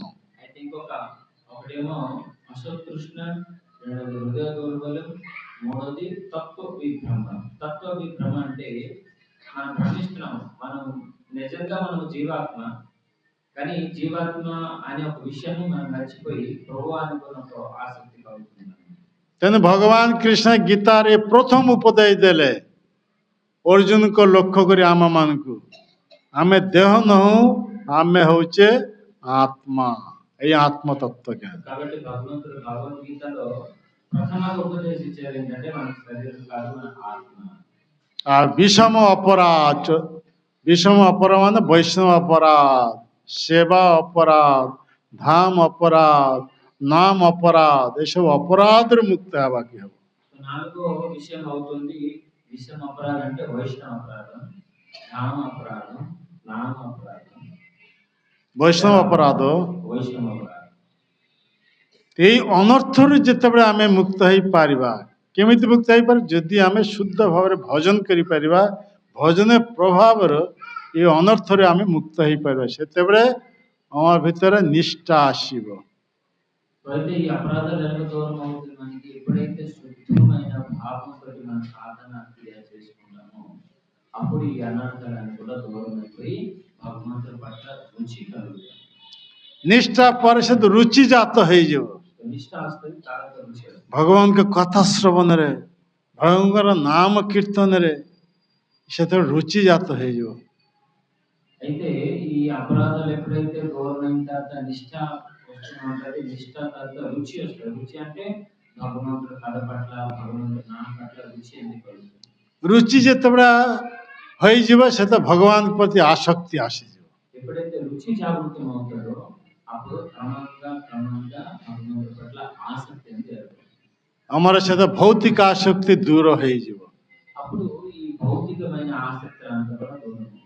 सेतेबेले से भाव स्थिति रे उन्नीत हो ఎప్పుడైతే భౌతిక విషయాల పట్ల మనం ఎప్పుడైతే ఆసక్తి దూరం అవుతుందో అప్పుడు భావ స్థితికి వెళ్తారు. या को कहा जाउची कृष्ण भावनार भावित ఇటువంటి ఒక పరిస్థితిని చెప్పబడుతుంది కృష్ణ భావన ఆముఖ. तेनु प्रभुपाद ये संस्था नाम देले international society for Krishna consciousness. కాబట్టి శ్రీల ప్రభుపాద గారు ఇప్పుడు పేరు ఇచ్చారు అంతర్రాష్ట్రీయ కృష్ణ భావన ఆముఖ. तेनु international society for Krishna consciousness माने हो अंतर्जातिक कृष्ण भावना मृत. अंतरराष्ट्रीय कृष्ण भावना अमृत संघ. तो कृष्ण भावना रे भावित जितेबेले हेबे सेतेबेले सर्वदा से कृष्ण चिंता रे विहल अवस्था विविध प्रकार देहर भाव लक्षण सब प्रकटित हो ఎప్పుడైతే ఈ భావన ఎప్పుడైతే జాగృతం అవుతుందో ఆ వ్యక్తి ప్రతి క్షణం కృష్ణుడు పట్ల ఆసక్తి చెందుతూ ఎదుగుతూ ఉంటాడు. यार परवर्ती अवस्था हो प्रेम दशा. కాబట్టి దాని తర్వాత సిచ్యువేషన్ అవుతుంది ప్రియ. तेने प्रेम प्राप्त ही होचे हमारे जीवन रे एकमात्र प्रयोजन प्राप्त वस्तु. సో ప్రేమ ప్రాప్తం అవడం మన జీవితంలో ప్రయోజనం. यह होचे चैतन्य महाप्रभुकर मत. ఇది శ్రీ చైతన్య మహాప్రభు చెప్పిన మాట. तेने चैतन्य महाप्रभु मत व्यतीत आम उन्न कार्य मत उन्न कार्य पथ अवलंबन करवा नहीं. కాబట్టి చైతన్య మహాప్రభు చెప్పిన మాటలకు వదిలేసి ఇంకా వేరే మాటలు ఎప్పుడు కూడా మనము వినరాదు. चैतन्य महाप्रभुकर प्रदर्शित पंथा चैतन्य महाप्रभु द्वारा प्रदर्शित ये मत यदि आम अवलंबन करवा ताले निश्चित रूपे आम समस्ते ही जन्मति चक्र उद्धार भगवान के पाखक फेरी जाई पारिबा. చైతన్య మహాప్రభు చెప్పిన మాటల పైన విశ్వాసం ఉంటే అది మనం ఆచరించుకుంటే ఖచ్చితంగా జన్మ మృత్యు చక్రం నుంచి మనం బయటపడి భగవంతుడి ధామానికి వెళ్దాం. तेणु से स्थिति प्राप्त हवा कहले आमको कौन करवा कहो नवविधा भक्ति प्रथम अंग हो श्रवण. సో ఆ ఒక స్థితి మనకి కలగాలంటే నవవిధ భక్తిలో ప్రథమైన అంగం అవుతుంది శ్రవణము. आम जदि एज इट इज भाव श्रवण करि परिबा ताहले आमे एज इट इज भाव कीर्तन करि परिबा. సో ఎప్పుడైతే ఆచరణ చెప్పిన మాటల్ని మనం ఎప్పుడైతే మనం అది వింటూ ఉంటామో అదే విధంగా మనం కీర్తన కూడా చేయాలి. तेईपरी श्रवण कीर्तन जदि यथायथ भाव हेबो ताहले सर्वदा आमे भगवान को स्मरण करि परिबा. సో సో యథాతథంగా శ్రవణం చేసిన వాడు, యథాతథంగా కీర్తన చేసిన వ్యక్తి, శ్రవణ కీర్తన చేసిన వ్యక్తియే స్మరణ, యథాతథంగా స్మరణ చేయవచ్చు. તે નવવિધા ભક્તિર એ ତିନୋଟି ଅଙ୍ଗ ଶ୍ରବଣ କୀର୍ତ୍ତନ ବିଷ୍ଣୁ ସ୍ମରଣ ଏ ତିନୋଟି ହେଉଛି ଭାଗବତ ଧର୍ମ। అయితే నవవిధ భక్తిలో శ్రవణము, కీర్తనము, విష్ణు స్మరణము ఇవి మూడు భాగవత అంగ అని చెప్పారు. ନବବିଧା ଭକ୍ତିର ଏ ତିନୋଟି ଛାଡ଼ି ଆଉ ଯେ ଛଅଟି ଅଙ୍ଗ ଅଛି ଏହା ହେଉଛି ପାଞ୍ଚରାତ୍ରି ବିଧି ମାର୍ଗ। ఇది భాగవత అంగము మూడు, ఇంకా ఏవైతే ఐదు ఉన్నాయో ଛଅ ଅଙ୍ଗ చవంగా అవి పంచరాత్రి విధి అని చెప్పారు. ଅର୍ଚ୍ଚନ ବନ୍ଦନ ଦାସ ସକ ଆଉ ଆତ୍ମନିବେଦନ ପାଦ ସେବନ ଏ ଛଅଟି ଅଙ୍ଗ ହେଉଛି ପାଞ୍ଚରାତ୍ରି ବିଧି। ଅର୍ଥାତ୍ ଆମର ଏ ବିଧି ହେଉଛି ଭାଗବତ ଧର୍ମ, କିନ୍ତୁ ଆମେ ବଦ୍ଧ ଜୀବ ଡାଇରେକ୍ଟ ଆମେ ଭାଗବତ ଧର୍ମ ଅବଲମ୍ବନ କରିପାରିବା ନାହିଁ। ଯେମିତି ପରୀକ୍ଷିତ ମହାରାଜଙ୍କ ଭଳି ନିରନ୍ତର କିଛି ଖାଇବେ ନାହିଁ, ପିଇବେ ନାହିଁ, ବିଶ୍ରାମ ନେବେ ନାହିଁ, ନିରନ୍ତର ଦିନ ରାତି 24 ଘଣ୍ଟା ସୁଖଦେବ ଗୋସ୍ୱାମୀଙ୍କର ମୁଖରୁ ଏ ଭାଗବତ କଥା ଶ୍ରବଣ ଏସବୁ ଆମେ କରିପାରିବା ନା। ତେଣୁ ପ୍ରଭୁପାଦ ଆମମାନଙ୍କ ପାଇଁ ଦେଲେ ପ୍ରତିଦିନ 1 ଘଣ୍ଟା ପାଇଁ ସାଧୁ ସଙ୍ଗ କରି ସାଧୁଙ୍କ ମୁଖରୁ ଏ ଭଗବାନଙ୍କ କଥା ଶ୍ରବଣ। కాబట్టి ఇంకా ఆరు రకాల అంగాలు ఉన్నాయి చెప్పండి. అర్చనము, దాస్యము, సాఖ్యము, పాదసేవనము, ఆత్మనివేదనం. ఈ యొక్క ఆరు అంగాలు పంచరాత్రి.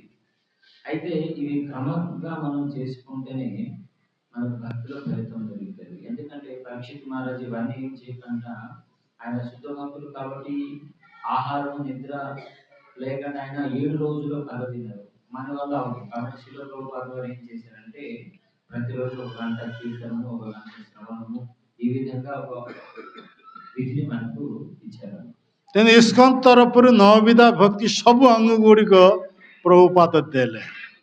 కాబట్టి మనము ఈ యొక్క ఇస్కాన్ అంతర్రాష్ట్రీయ కృష్ణ భావన సంఘంలో శిల ప్రభుపాద వారు 9 రకాల భక్తి మనకి ఇచ్చారు. ଆମେ ଡାଇରେକ୍ଟ ଭାଗବତ ଧର୍ମ ଅବଲମ୍ବନ କରିପାରିବା ନାହିଁ। ଏ ପରୀକ୍ଷିତ ମହାରାଜଙ୍କ ଭଳି ସୁଖଦେବ ଗୋସ୍ୱାମୀଙ୍କ ଭଳି କୀର୍ତ୍ତନ କରିପାରିବା ନାହିଁ। ପ୍ରହ୍ଲାଦ ମହାରାଜଙ୍କ ପରି ନିରନ୍ତର ଭଗବାନଙ୍କୁ ସ୍ମରଣ କରିପାରିବା ନାହିଁ। కాబట్టి మనము స్పష్టంగా చెప్పుకోవాలంటే డైరెక్ట్ మనము ఈ యొక్క 3 రకాల భాగవత విధులను మనం చేయలేము. ఎలాగైతే ఆహారం నిద్ర లేకుండా పరీక్షిత్ మహారాజ్ ఎప్పుడు భగవంతుని కథ వినడము, సుఖదేవ గోస్వామి కూడా ఆహార నిద్ర లేకుండా ఆయన కథ చెప్పడము, ప్రహ్లాదుడు లాంటి ఆహార నిద్ర లేకుండా స్మరించడం మన వల్ల అవుతుంది. ତେଣୁ ଆମେ ସମସ୍ତ ବଦ୍ଧ ଜୀବ ବଦ୍ଧ ଦଶାରୁ ମୁକ୍ତ ହେବା ପାଇଁ ନବବିଧା ଭକ୍ତି ସବୁ ଅଙ୍ଗ ଗୁଡ଼ିକ ଯଦି ଟିକେ ଟିକେ ଅନୁଶୀଳନ କରିପାରିବା ଏବଂ ଇସ୍କନରେ ଯଦି ଅବସ୍ଥାନ କରିବା ତାହେଲେ ଦିନ ନା ଦିନ ଆମେ ଶୁଦ୍ଧ ଭକ୍ତିରେ ପରିଣତ ହେଇପାରିବା। కాబట్టి ఈ 9 రకాల విధులు శిల ప్రభుపాద మనకు క్రమంగా ఇచ్చారు. కాబట్టి ప్రతిదీ కూడా కొద్ది కొద్ది చేస్తూ ఎప్పుడైతే శుద్ధమవుతామో ఖచ్చితంగా మనము ఆ స్థితికి వెళ్ళాలి. ତେଣୁ ଏ ନିଷ୍ଠା ରଖିବାକୁ ପ୍ରତିଦିନ ସାଧୁ ସଙ୍ଗ କରି ସାଧୁଙ୍କ ମୁଖରୁ 1 ଘଣ୍ଟା ଭାଗବତ କଥା ଶ୍ରବଣ କରିବାକୁ ହେବ। ପ୍ରଭୁପାଦ ଯେ ଦେଇଛନ୍ତି 16 ମାଳା ନାମ ଜପ ନିଷ୍ଠା ସହକାରେ କରିବାକୁ ହେବ। ଏହାକୁ କୀର୍ତ୍ତନ ଏହିପରି ଶ୍ରବଣ କୀର୍ତ୍ତନ ଯଦି ଆମେ କରିପାରିବା ତାହେଲେ ଆମେ ଭଗବାନଙ୍କୁ ସ୍ମରଣ କରିପାରିବା। ଶ୍ରବଣ କୀର୍ତ୍ତନ ସ୍ମରଣ ହେଇଯିବ। అయితే ప్రతిరోజు కూడా మనం ఈ విధంగా మనసులో నిష్ఠ తీసుకోవాలి. ప్రతిరోజు కూడా 1 గంట సాధు గురించి కథ వింటాను, శుద్ధమైన 16 మాలలు నిష్ఠాపూర్వకంగా చేయడానికి ఈ రెండు ఎప్పుడైతే చేస్తామో ఖచ్చితంగా శ్రవణ కీర్తన అయిన తర్వాత స్మరణ అనేది ఖచ్చితంగా కలుగుతుంది. ଏହା ହେଉଛି ମନୁଷ୍ୟ ଜୀବନରେ ଏକମାତ୍ର ତପସ୍ୟା। ఇది మనుష్య జీవితంలో గొప్ప తపస్య. ଏହିପରି ତପସ୍ୟା ଆଚରଣ ଦ୍ୱାରା ଆମେ ଦିନ ନା ଦିନେ ଶୁଦ୍ଧ ଭକ୍ତ ପରିଣତ ହୋଇ ଭଗବାନଙ୍କ ପାଖକୁ ଫେରି ଯାଇପାରିବା। ఈ విధంగా మనం చేసుకుంటామంటే ఒకనొక రోజు మనం శుద్ధ భక్తులై స్వామి చరణ కమలానికి పొందుతాం। ତେଣୁ ये भागवत विधि और होची पंचरात्रि अर्चन बंदन दासं सकं आत्मनिवेदनम पाद सेवन ये 6 तो 6टी होची ଆମେ ଯଦି ଆମର ଜଡ଼ ଦେହ ରହିଛି, ଏଇପରି ଭଗବାନଙ୍କ ସହିତ ଯଦି ପ୍ରତିଦିନ এই ପୂଜା ଅର୍ଚ୍ଚନା ଦ୍ୱାରା ଆମେ ଯୁକ୍ତ ରହିବା, ତାହେଲେ ଆମର ଚେତନା ଧୀରେ ଧୀରେ ପରିଶୁଦ୍ଧ ହେବ। కాబట్టి భాగవత విధి శ్రవణ కీర్తన స్మరణ పంచరాత్రి విధి చెప్పబడింది. వచనం, బంధనం, సత్యం, దాస్యం, పాపశాపం, ఆత్మనివేదన. ఈ 6 రకాల పంచరాత్రి విధి వల్ల మనకి ఒక జడమైన శరీరం లభించింది. కాబట్టి ఈ 6 రకాల విధి వల్ల మెల్లమెల్లగా చేస్తే మనం శుద్ధీకరణ చేయగలం. এইପରି ପୂଜା ଅର୍ଚ୍ଚନା ଦ୍ୱାରା ଆମର ଦେହର ଜାଡ୍ରତା ଦୂର ହେଇଯିବ। ఎప్పుడైతే ఈ యొక్క మెల్లమెల్లగా పూజన అర్చన భగవంతుడితో చేస్తే మనకు ఆసక్తి పెరుగుతున్నది, మనము భగవంతుడి పట్ల చైతన్యం కూడా శుద్ధిగా ఉంటుంది. ଆମର ଚେତନା ବିକଶିତ ହେବ। మన యొక్క చైతన్యం మెల్లమెల్లగా వికసితం పొందుతుంది. ତେଣୁ 2 ପ୍ରକାର ମାର୍ଗ, ଭାଗବତ ମାର୍ଗ, ପଞ୍ଚରାତ୍ର ବିଧି ମାର୍ଗ, ଏଇ 2 ପ୍ରକାର ମାର୍ଗ ଯଦି ଆମେ ଅବଲମ୍ବନ କରି ଏଇପରି ତପସ୍ୟାରତ ହେଇପାରିବା, ତାହେଲେ ଆମର ଚେତନା ସମ୍ପୂର୍ଣ୍ଣ ଫୁଲି ବ୍ଲସମିଂ କୃଷ୍ଣ କନସିୟସନେସ୍ స్థితి ଆମେ ପ୍ରାପ୍ତ ହେଇପାରିବା। అయితే ఇక్కడ భాగవత విధి మరియు పంచరాత్ర విధి రెండు కూడా చాలా గొప్పగా చేసుకుంటామంటే ఫుల్, అంటే ప్రతి రోజు కూడా కృష్ణుడు తాలూకా సేవ, కృష్ణ ఒక చైతన్యంలో నిలిచి ఉంటుంది. ତେଣୁ ପ୍ରଭୁପାଦ ଏ ସଂସ୍ଥାର ନାମକରଣ ଏଥିଲାଗି କରିଛନ୍ତି, ଆନ୍ତର୍ଜାତିକ କୃଷ୍ଣ ଚେତନାର ସଂଘ। ଯେଉଁ ପର୍ଯ୍ୟନ୍ତ ଆମେ ପୂର୍ଣ୍ଣ ରୂପେ କୃଷ୍ଣ ଚେତନଶୀଳ ନ ହେଇପାରୁଛେ, ସେ ପର୍ଯ୍ୟନ୍ତ ଆମେ ଜନ୍ମମୃତ୍ୟୁ ଚକ୍ରରୁ ଉଦ୍ଧାର ହେଇପାରିବା ନାହିଁ। కాబట్టి శ్రీల ప్రభుపాద వారి యొక్క సంస్థ పేరు అంతర్రాష్ట్రీయ కృష్ణ భావన పెట్టారు. ఒకవేళ ఈ విధంగా మనం చేయలేకపోతున్నామంటే ఖచ్చితంగా భగవంతుడి ధామానికి మాత్రం ତେଣୁ କୃଷ୍ଣ ଚେତନାର ଚେତନଶୀଳ ହେବାକୁ ହେଲେ ଏଇ ନବବିଧା ଭକ୍ତି ଅବଲମ୍ବନ କରି ଏଇପରି ଆମେ ଭାଗବତ ବିଧି ଏବଂ ପାଞ୍ଚରାତ୍ର ବିଧି, ଏ 2 ବିଧି ଦ୍ୱାରା ଆମେ ଦିନ ନା ଦିନ ଏଇପରି ପୂର୍ଣ୍ଣ କୃଷ୍ଣ ଚେତନଶୀଳ ହୋଇ ଭଗବାନଙ୍କ ପାଖକୁ ଫେରି ଯାଇପାରିବା। కాబట్టి భాగవత విధి మరియు పంచరాత్రి విధి రెండు ఉన్నాయి. ప్రతిరోజు ఈ రెండు కూడా మన జీవితంలో ఆచరిస్తూ రోజు శుద్ధ భక్తులుగా మారి భగవంతుడి ధామానికి. ତେଣୁ ଏହାକୁ କରିବାକୁ ହେଲେ ଏକ ଭଗବାନଙ୍କର ଭକ୍ତଙ୍କର ନିର୍ଦ୍ଦେଶରେ, ଅର୍ଥାତ୍ ଗୁରୁଙ୍କର ନିର୍ଦ୍ଦେଶରେ ଏହିପରି କୃଷ୍ଣ ଭକ୍ତି କରିବାକୁ ହେବ। కాబట్టి నవవిధ భక్తి చేయాలంటే భగవంతుడి యొక్క శుద్ధ భక్తులు అంటే గురువు ఒక నిర్దేశంలోనే ఈ యొక్క ఆచరణని మనం చేయాలి.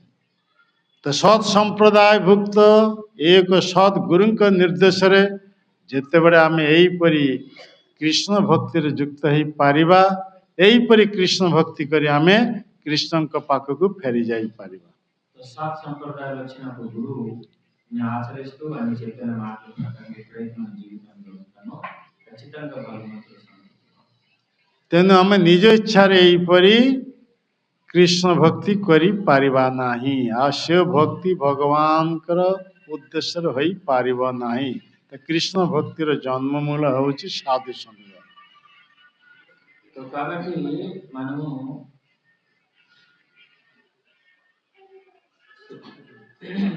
କୃଷ୍ଣ ଭକ୍ତିର ଜନ୍ମ ହେଉଛି ସାଧୁ ସଂଘ। ଅର୍ଥାତ୍ ଏକ ସତ୍ ଗୁରୁଙ୍କ ନିର୍ଦ୍ଦେଶ ଅନୁସାରେ ଯେତେବେଳେ ଏହିପରି କୃଷ୍ଣ ଭକ୍ତିରେ ଯୁକ୍ତ ହେବେ, ସେହିପରି କୃଷ୍ଣ ଭକ୍ତି କରି ସେ କୃଷ୍ଣଙ୍କ ପାଖକୁ ଫେରି ଯାଇପାରିବେ। కాబట్టి కృష్ణుడు నిర్దేశించిన గురువు చెప్పిన మాటల ప్రకారంగా మనం ఎప్పుడైతే జీవితం గడుపుతామో సద్గురు చెప్పబడింది, ఆ ఒక్క మార్గంలో మనం భగవంతుడిని చేరవచ్చు. గురువు లేకుండా మనం ఏవైతే చేస్తున్నామో అదంతా కూడా విఫలం జరుగుతూ ఉంటాయి। କାହିଁକିନା ଆମେ ସମସ୍ତେ ବଦ୍ଧ ଜୀବ, ଆମେ ସମସ୍ତେ ମାୟା ପିଶାଚି କୋଳରେ ଅବସ୍ଥାନ କରୁଛେ। ତେଣୁ ଆମେ ନିଜ ଇଚ୍ଛାରେ ଏହିପରି କୃଷ୍ଣ ଭକ୍ତି କରିପାରିବା ନାହିଁ। కాబట్టి మనం అందరూ కూడా బద్ధ జీవులు, మాయా తాలూకా పిశాచి ఒడిలో మనం పడుతున్నాము. కాబట్టి మన మనసుకు నచ్చింది మనం భక్తి చేయకుండా ఒక గురువు చెప్పిన విధంగా చేయడానికి మనం ଯେଉଁ ପର୍ଯ୍ୟନ୍ତ ଏକ ସତ୍ ଗୁରୁଙ୍କ ନିର୍ଦ୍ଦେଶ ଅନୁସାରେ କୃଷ୍ଣ ଭକ୍ତି ନ କରୁଛେ, ସେ ପର୍ଯ୍ୟନ୍ତ ଆମେ ମାୟା ପିଶାଚି କବଳରୁ ମୁକ୍ତ ହେଇପାରିବା ନାହିଁ। ఎప్పటి వరకు అయితే గురువు చెప్పిన విధంగా మన జీవితంలో అది ఆచరించము అప్పటి వరకు మాయ నుంచి ముక్తులు అవ్వము, మాయ ఒడిలో పడుతుంది। ତେଣୁ ଚୈତନ୍ୟ ଚରିତାମୃତରେ କୃଷ୍ଣଦାସ କବିରାଜ ଗୋସ୍ୱାମୀ କହୁଛନ୍ତି, তার উপদেশ মন্ত্রে পিশাচি পালায়, কৃষ্ণ ভক্তি করে তবে কৃষ্ণের নিকটে যায়। তার উপদেশক সেই ভগବାନଙ୍କର ପ୍ରତିନିଧି ଗୁରୁ, ତାଙ୍କର ନିର୍ଦ୍ଦେଶରେ ଯଦି ଆମେ କୃଷ୍ଣ ଭକ୍ତି କରିବା ତାହେଲେ ଆମେ ମାୟା ପିଶାଚୀର କବଳରୁ ନିଜକୁ ମୁକ୍ତ କରାଇ ପାରିବା। ଆଉ ଏହିପରି ମାୟା ପିଶାଚୀର କବଳରୁ ଯେତେବେଳେ ଆମେ ମୁକ୍ତ ହେଇପାରିବା ସେତେବେଳେ ଆମେ କୃଷ୍ଣ ଭକ୍ତି କରି କୃଷ୍ଣଙ୍କ ପାଖକୁ ଫେରି ଯାଇପାରିବା। ఇది చాలా గొప్ప విషయం. ఎప్పుడైతే గురువు గారు చెప్పిన మాట విధంగా మన జీవితం గడుపుతున్నామో ఖచ్చితంగా మాయ నుంచి మనకి రక్షణ ఉంటుంది. ఎప్పుడైతే గురువుని వదిలి మనకి ఇష్టం వచ్చినట్టు మనం చేసుకున్నామంటే మాయదవి మనము పట్టుకొని ఉంటుంది. కాబట్టి తావన అంటే భగవంతుడు చెప్తున్నాడు అక్కడ, ఆయన మాటల విధంగా చెప్తే మాయదవి మనకి ఉంటుంది. ఆయన విధంగా అంటే ఎవరు? గురువు చెప్పిన విధంగా మనం ఎప్పుడైతే మన జీవితాన్ని కొనసాగిస్తామంటే ఖచ్చితంగా మాయ ఓడి నుంచి మనం రక్షణ.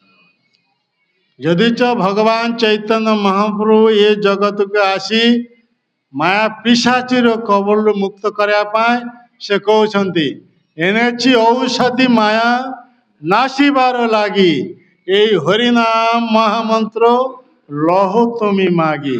ଅର୍ଥାତ୍ ଆମେ ସମସ୍ତେ ମାୟା ପିଶାଚୀ କବଳରେ ଅଛୁ, କିନ୍ତୁ ମାୟା ପିଶାଚୀ କବଳରୁ ମୁକ୍ତ କରିବା ପାଇଁ ସେ ଭଗବାନ ଚୈତନ୍ୟ ମହାପ୍ରଭୁ ନିଜ ଧାମ ଗୋଲକ ବୃନ୍ଦାବନରୁ ଏ ମନ୍ତ୍ର ଧରି ଆସିଛନ୍ତି। ଏ ମନ୍ତ୍ର ଏ ହେଉଛି ଗୋଲକର ପ୍ରେମ ଧନ। ଏ ଜଗତରେ କୌଣସି ଶବ୍ଦ ନୁହେଁ। ତେଣୁ ଏ ଚିତ୍ ଜଗତ ଗୋଲକ ବୃନ୍ଦାବନ ସର୍ବଦା ଏ କୀର୍ତ୍ତିତ ହେଉଛି। కాబట్టి చైతన్య మహాప్రభు మనకి ఆదేశించారు. సో ఏమని చెప్తున్నారంటే, నేను ఒక ఔషధాన్ని తీసుకొని వచ్చాను, అది మీరు స్వీకరించండి. ఎనిచి ఔషధం ఆయన శివారి హరే కృష్ణ మహామంత్ర లేదు. హరే కృష్ణ మహామంత్రాన్ని మనం ఉచ్చరించడానికి చైతన్య మహాప్రభు ఒక మంత్రిని తీసుకుని వచ్చి మన భక్త జీవులందరూ కూడా ఇచ్చారు. ଯଦିଓ ଏ ହରେ କୃଷ୍ଣ ମହାମନ୍ତ୍ର ଦୀକ୍ଷାର ଅପେକ୍ଷା ରଖୁନାହିଁ, ତଥାପି ଆମେ ବଦ୍ଧ ଜୀବ, ତେଣୁ ଯେଉଁ ପର୍ଯ୍ୟନ୍ତ ଏକ ସଦ୍ଗୁରୁଙ୍କ ଚରଣାଶ୍ରୟ ନ କରି ତାଙ୍କ ନିର୍ଦ୍ଦେଶ ଅନୁସାରେ ଏ ନାମ ଜପ କୀର୍ତ୍ତନ ନ କରିଛେ ସେ ପର୍ଯ୍ୟନ୍ତ ଆମେ ପ୍ରେମଦାସ ପ୍ରାପ୍ତ ହେଇପାରିବା ନାହିଁ। సో చెప్పడింది ఎప్పటి వరకు అయితే మనం ఒక గురువు తాలూకా ఆశ్రయ గురువు దీక్ష తీసుకుంటే హరినామాన్ని జపం చేయమో అప్పటి వరకు ఈ మాయా తాలూకా పిశాచి కావడం నుంచి మనం రక్షణ పడలేదు. କାହିଁକି ନା ଆମେ ସମସ୍ତ ବଦ୍ଧ ଜୀବ, ଆମର ଜଡ଼ ଅହଙ୍କାର ରହିଛି।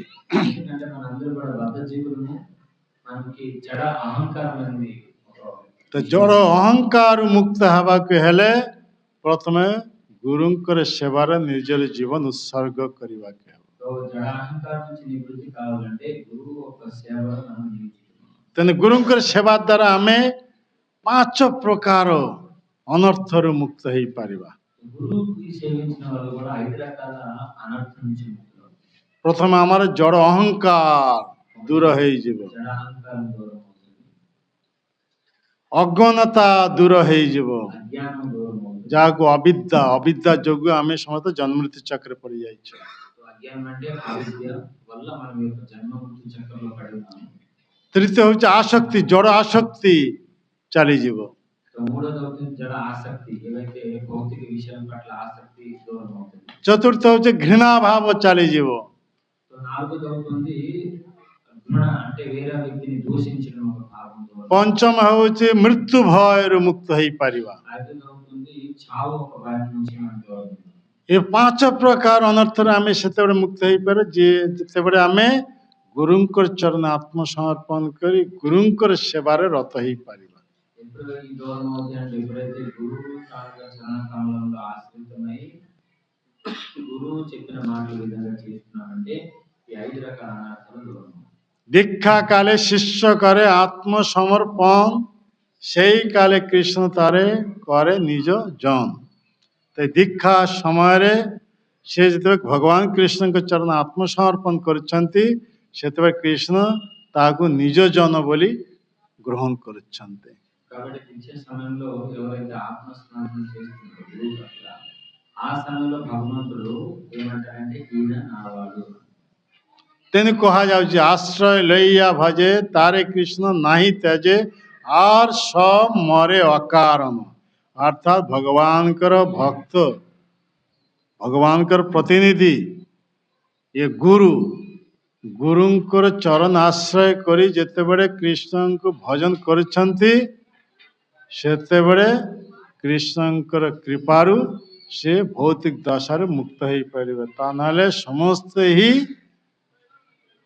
मरे अकारण बिना कारण समस्त ही जन्मृत्यु चक्र रही जीव కాబట్టి గురువు యొక్క ఆశ్రయంలో కృష్ణ భజన చేసినప్పుడు ఎప్పుడైతే ఖచ్చితంగా మనకి భగవంతుడు లభిస్తారు. ఒకవేళ గురువు ఆశ్రయం లేకుండా కృష్ణ భజన చేయలేకపోతున్నామంటే అందరూ కూడా ఆ కారణంలోనే మృతి చెందుతారు.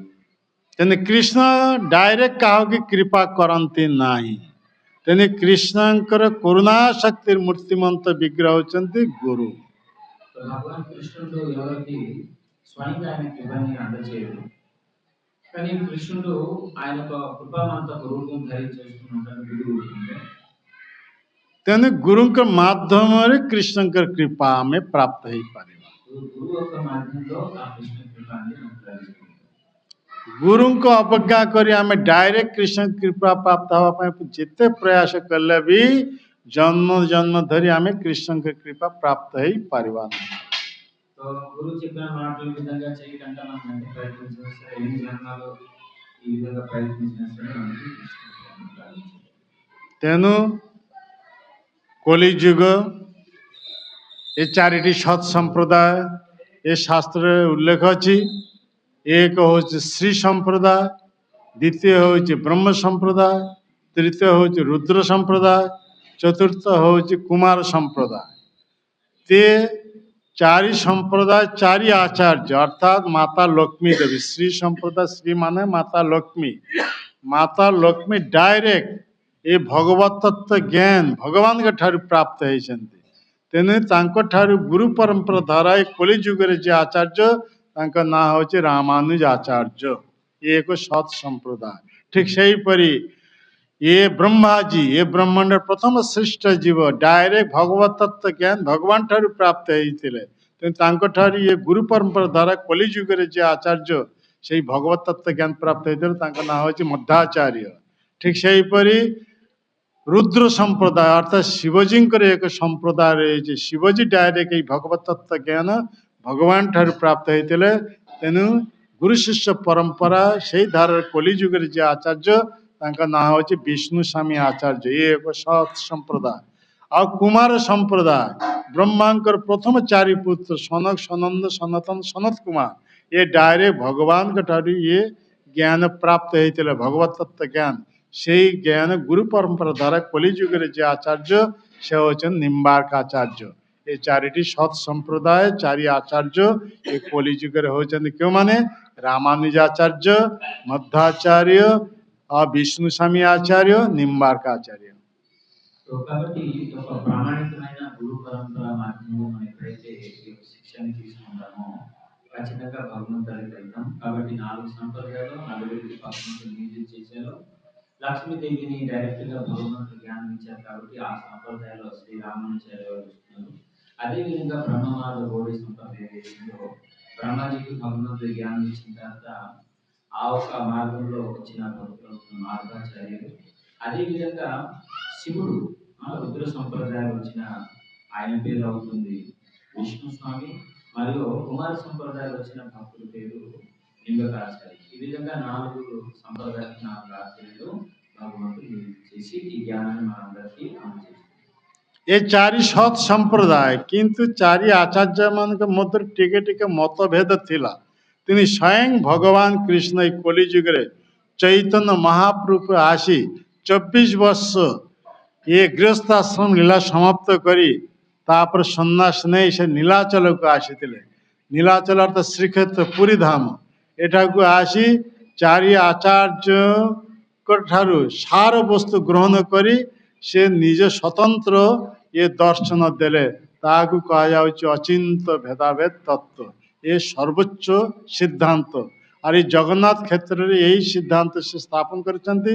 आ से जगन्नाथ क्षेत्र समग्र जगत रे ये सिद्धांत प्रचार प्रसार করলে আমার ইস্কনের প্রতিষ্ঠাতা আচার্য শ্রী এসি ভক্তিবেদান্ত স্বামী প্রভুপাদ।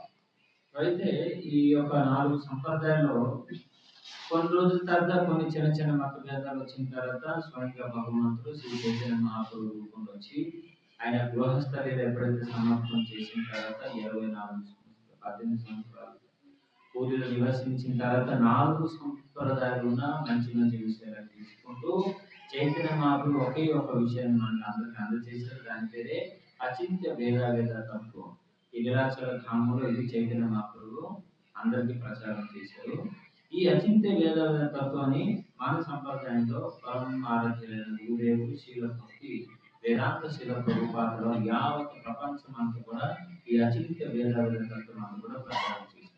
ତେଣୁ ଆମର ପୂର୍ବଜନ ବହୁ ବହୁ ସ୍ୱୀକୃତି ପ୍ରଭାବରେ ଆଜି ପ୍ରଭୁପାଦଙ୍କ କୃପାରୁ ଆମେ ସର୍ବୋତ୍ତମ ମାର୍ଗରେ ଆସିଯାଇଛୁ। ଏହା ହେଉଛି ଚୈତନ୍ୟ ମହାପ୍ରଭୁଙ୍କର ଧାରା, ଗୌଡ଼ୀୟ ଧାରା। ଏ ଧାରାରେ ଏକମାତ୍ର ଆରାଧ୍ୟ ଉପାସ୍ୟ ହେଉଛନ୍ତି ରାଧାକୃଷ୍ଣ ଚୈତନ୍ୟ ମହାପ୍ରଭୁ।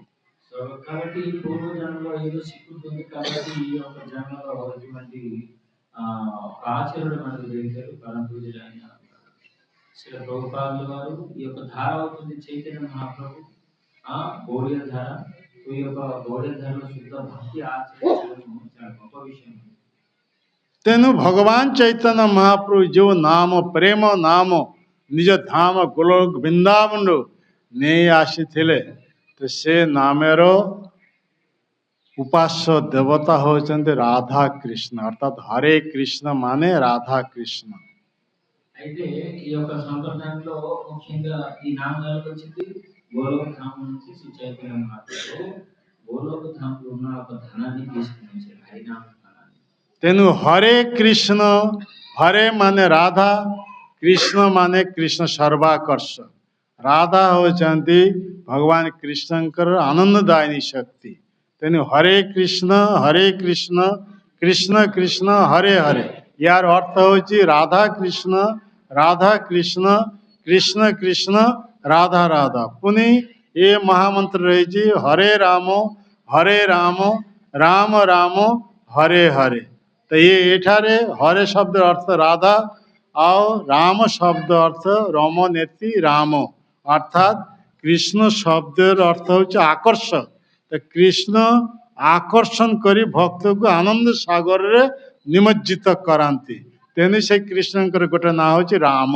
ତ ହରେ ରାମ ରାମ ରାମ ହରେ ହରେ ମାନେ ରାଧା କୃଷ୍ଣ କୃଷ୍ଣ କୃଷ୍ଣ ରାଧା ରାଧା।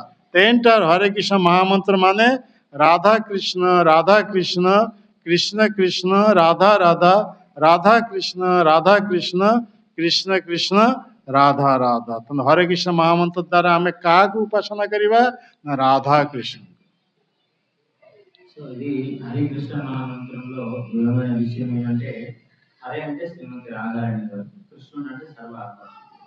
సో హరి అంటే రాధ, కృష్ణుడు అంటే కృష్ణ, రాధ కృష్ణ రామ కృష్ణ కృష్ణ రాధ అంటే. అదే విధంగా హరే రామ ఎప్పుడైతే వస్తుందో రామ తాలూకు శబ్దానికి అర్థము రమణికి. మనందరూ కూడా ఆయన యొక్క లీలలో ఆనందంలో రమణ చేసిన వ్యక్తి పేరే రాముడు. సో అక్కడ కృష్ణుడి పేరు అవుతుంది సర్వ ఆకర్షకుడు, ఇక్కడ మనందరూ కూడా ఆయనకు లీలలో రమించే వ్యక్తి. కాబట్టి ఎక్కడ కూడా రాధాకృష్ణ కృష్ణ కృష్ణ రాధ అంటే హరే రామ రామ రామ హరే। ତେଣୁ ସେଇ ରାଧାକୃଷ୍ଣ ଦୁଇ ଦେହ ମିଳିତ ହୋଇ ଏ ଚୈତନ୍ୟ ମହାପ୍ରଭୁ ରୂପରେ ଆସିଲେ। ତେଣୁ ଚୈତନ୍ୟ ମହାପ୍ରଭୁ ଅନ୍ୟ କେହି ନୁହନ୍ତି, ସେ ହେଉଛନ୍ତି ରାଧାକୃଷ୍ଣ। ଅର୍ଥାତ୍ ରାଧାକୃଷ୍ଣ ଦୁଇ ଦେହ ଯେତେବେଳେ ଏକ ଦେହ ଧାରଣ କରିଛି ସେଟା ଚୈତନ୍ୟ ମହାପ୍ରଭୁ, ଆଉ ଚୈତନ୍ୟ ମହାପ୍ରଭୁ ଯେତେବେଳେ ଦୁଇ ଦେହ ଧାରଣ କରିଛି ସେଟା ରାଧାକୃଷ୍ଣ। ତେଣୁ ଏ ହରେ କୃଷ୍ଣ ମହାମନ୍ତ୍ର ଦ୍ୱାରା ଆମେ ରାଧାକୃଷ୍ଣ ଏବଂ ଚୈତନ୍ୟ ମହାପ୍ରଭୁଙ୍କୁ ଉପାସନା କରିପାରିବା।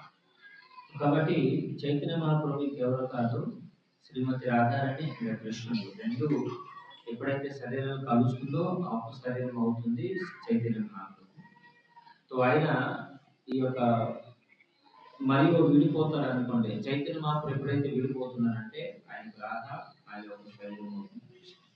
तेनु महाप्रभु ये भविष्यवाणी करले पृथ्वीते आछे যত নগরাদি গ্রাম সর্বত্র প্রচার হইবে মোর নাম কিন্তু সে তো শ্রীকৃষ্ণ চৈতন্য ইস্কন তরফରୁ সমগ্র জগতের প্রচার হচ্ছে হরে কৃষ্ণ মহামন্ত্র তো হরে কৃষ্ণ মহামন্ত্র কহিলে অন্য কিছু নিয়ে সে হচ্ছেন চৈতন্য মহাপ্রভু হরে কৃষ্ণ মহামন্ত্র কহিলে সেই রাধা কৃষ্ণ তেণু আজ ইস্কন তরফରୁ সমগ্র জগতের এই হরে কৃষ্ণ আন্দোলন চালিছি অর্থাৎ মায়ার বিরুদ্ধে এই আন্দোলন এইপরি আমি যদি হরে কৃষ্ণ মহামন্ত্রকে আশ্রয় করি পারিবা এবং শুদ্ধ ভাবেরে যদি আমি কীর্তন করি পারিবা জপ করি পারিবা তাহলে এই মহামন্ত্র আমাকে জন্মতি চক্র উদ্ধার করাই ভগবানଙ୍କ পাখକୁ পৌঁছাই দেবে కాబట్టి హరే కృష్ణ అంటే ఇంకేదో కాదు ఆయన చైతన్య మహాప్రభు ఎవరైతే హరే కృష్ణ మహామంత్రం శుద్ధ భావంతో జపం చేస్తారంటే ఈ నామం మనకు ఆ మంత్రం ତେଣୁ ଆମେ ଆମର ଜୀବନ ପରମ ସିଦ୍ଧି ଆମେ ସେତେ ପ୍ରାପ୍ତ ହେଇପାରିବା ତେଣୁ ସେଇ ପରମ ସିଦ୍ଧି ପ୍ରାପ୍ତ ହେବା ପାଇଁ ସମସ୍ତେ ମୋ ସହିତ ଟିକେ ସେଇ ନାମ କୀର୍ତ୍ତନ କରନ୍ତୁ ହରେ କୃଷ୍ଣ କୃଷ୍ଣ କୃଷ୍ଣ ହରେ ହରେ হরে Ram Ram Ram Hare Hare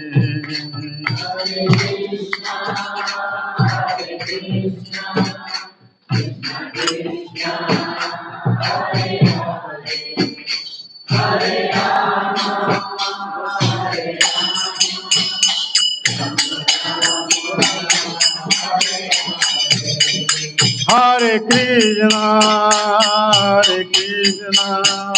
Krishna Krishna, Hare Hare, Hare Rama, Rama Rama, Hare Hare.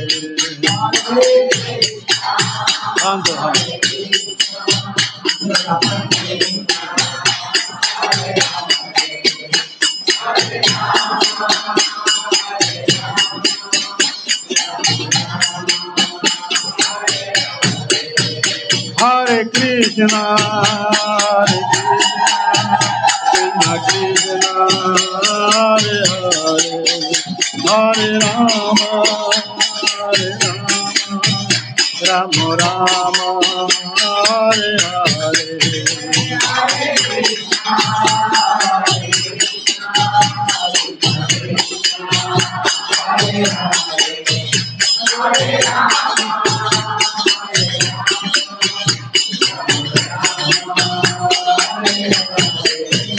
Nitai Gaur Hari Bol, Hari Bol, Hari Bol, Hari Bol.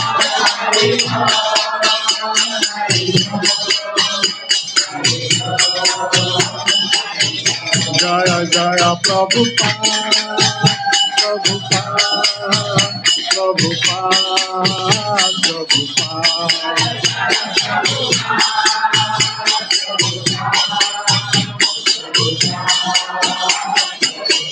Jaya Jaya Gurudev, Gurudev, Gurudev, Gurudev.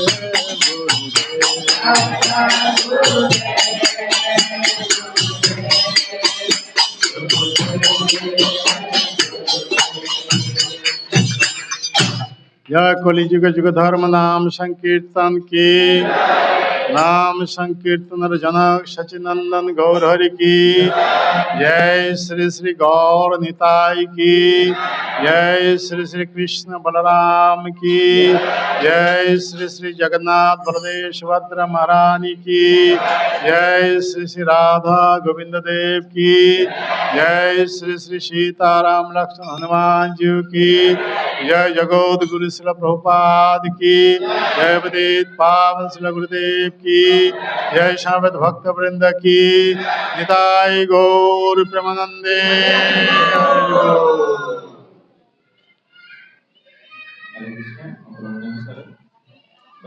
మన ముందు సమక్షంలో ఉన్న ఆచార్యులు పరమ పూజ్యులైన భక్తి దైవిక ఆదిపురుష్ మహారాజ్ గారు ఆయన చిన్నప్పుడు ఎప్పుడైతే కలకత్తా నగరానికి వెళ్ళిన తర్వాత ఇస్కాన్‌లో జాయిన్ అయ్యారో, ఆ రోజు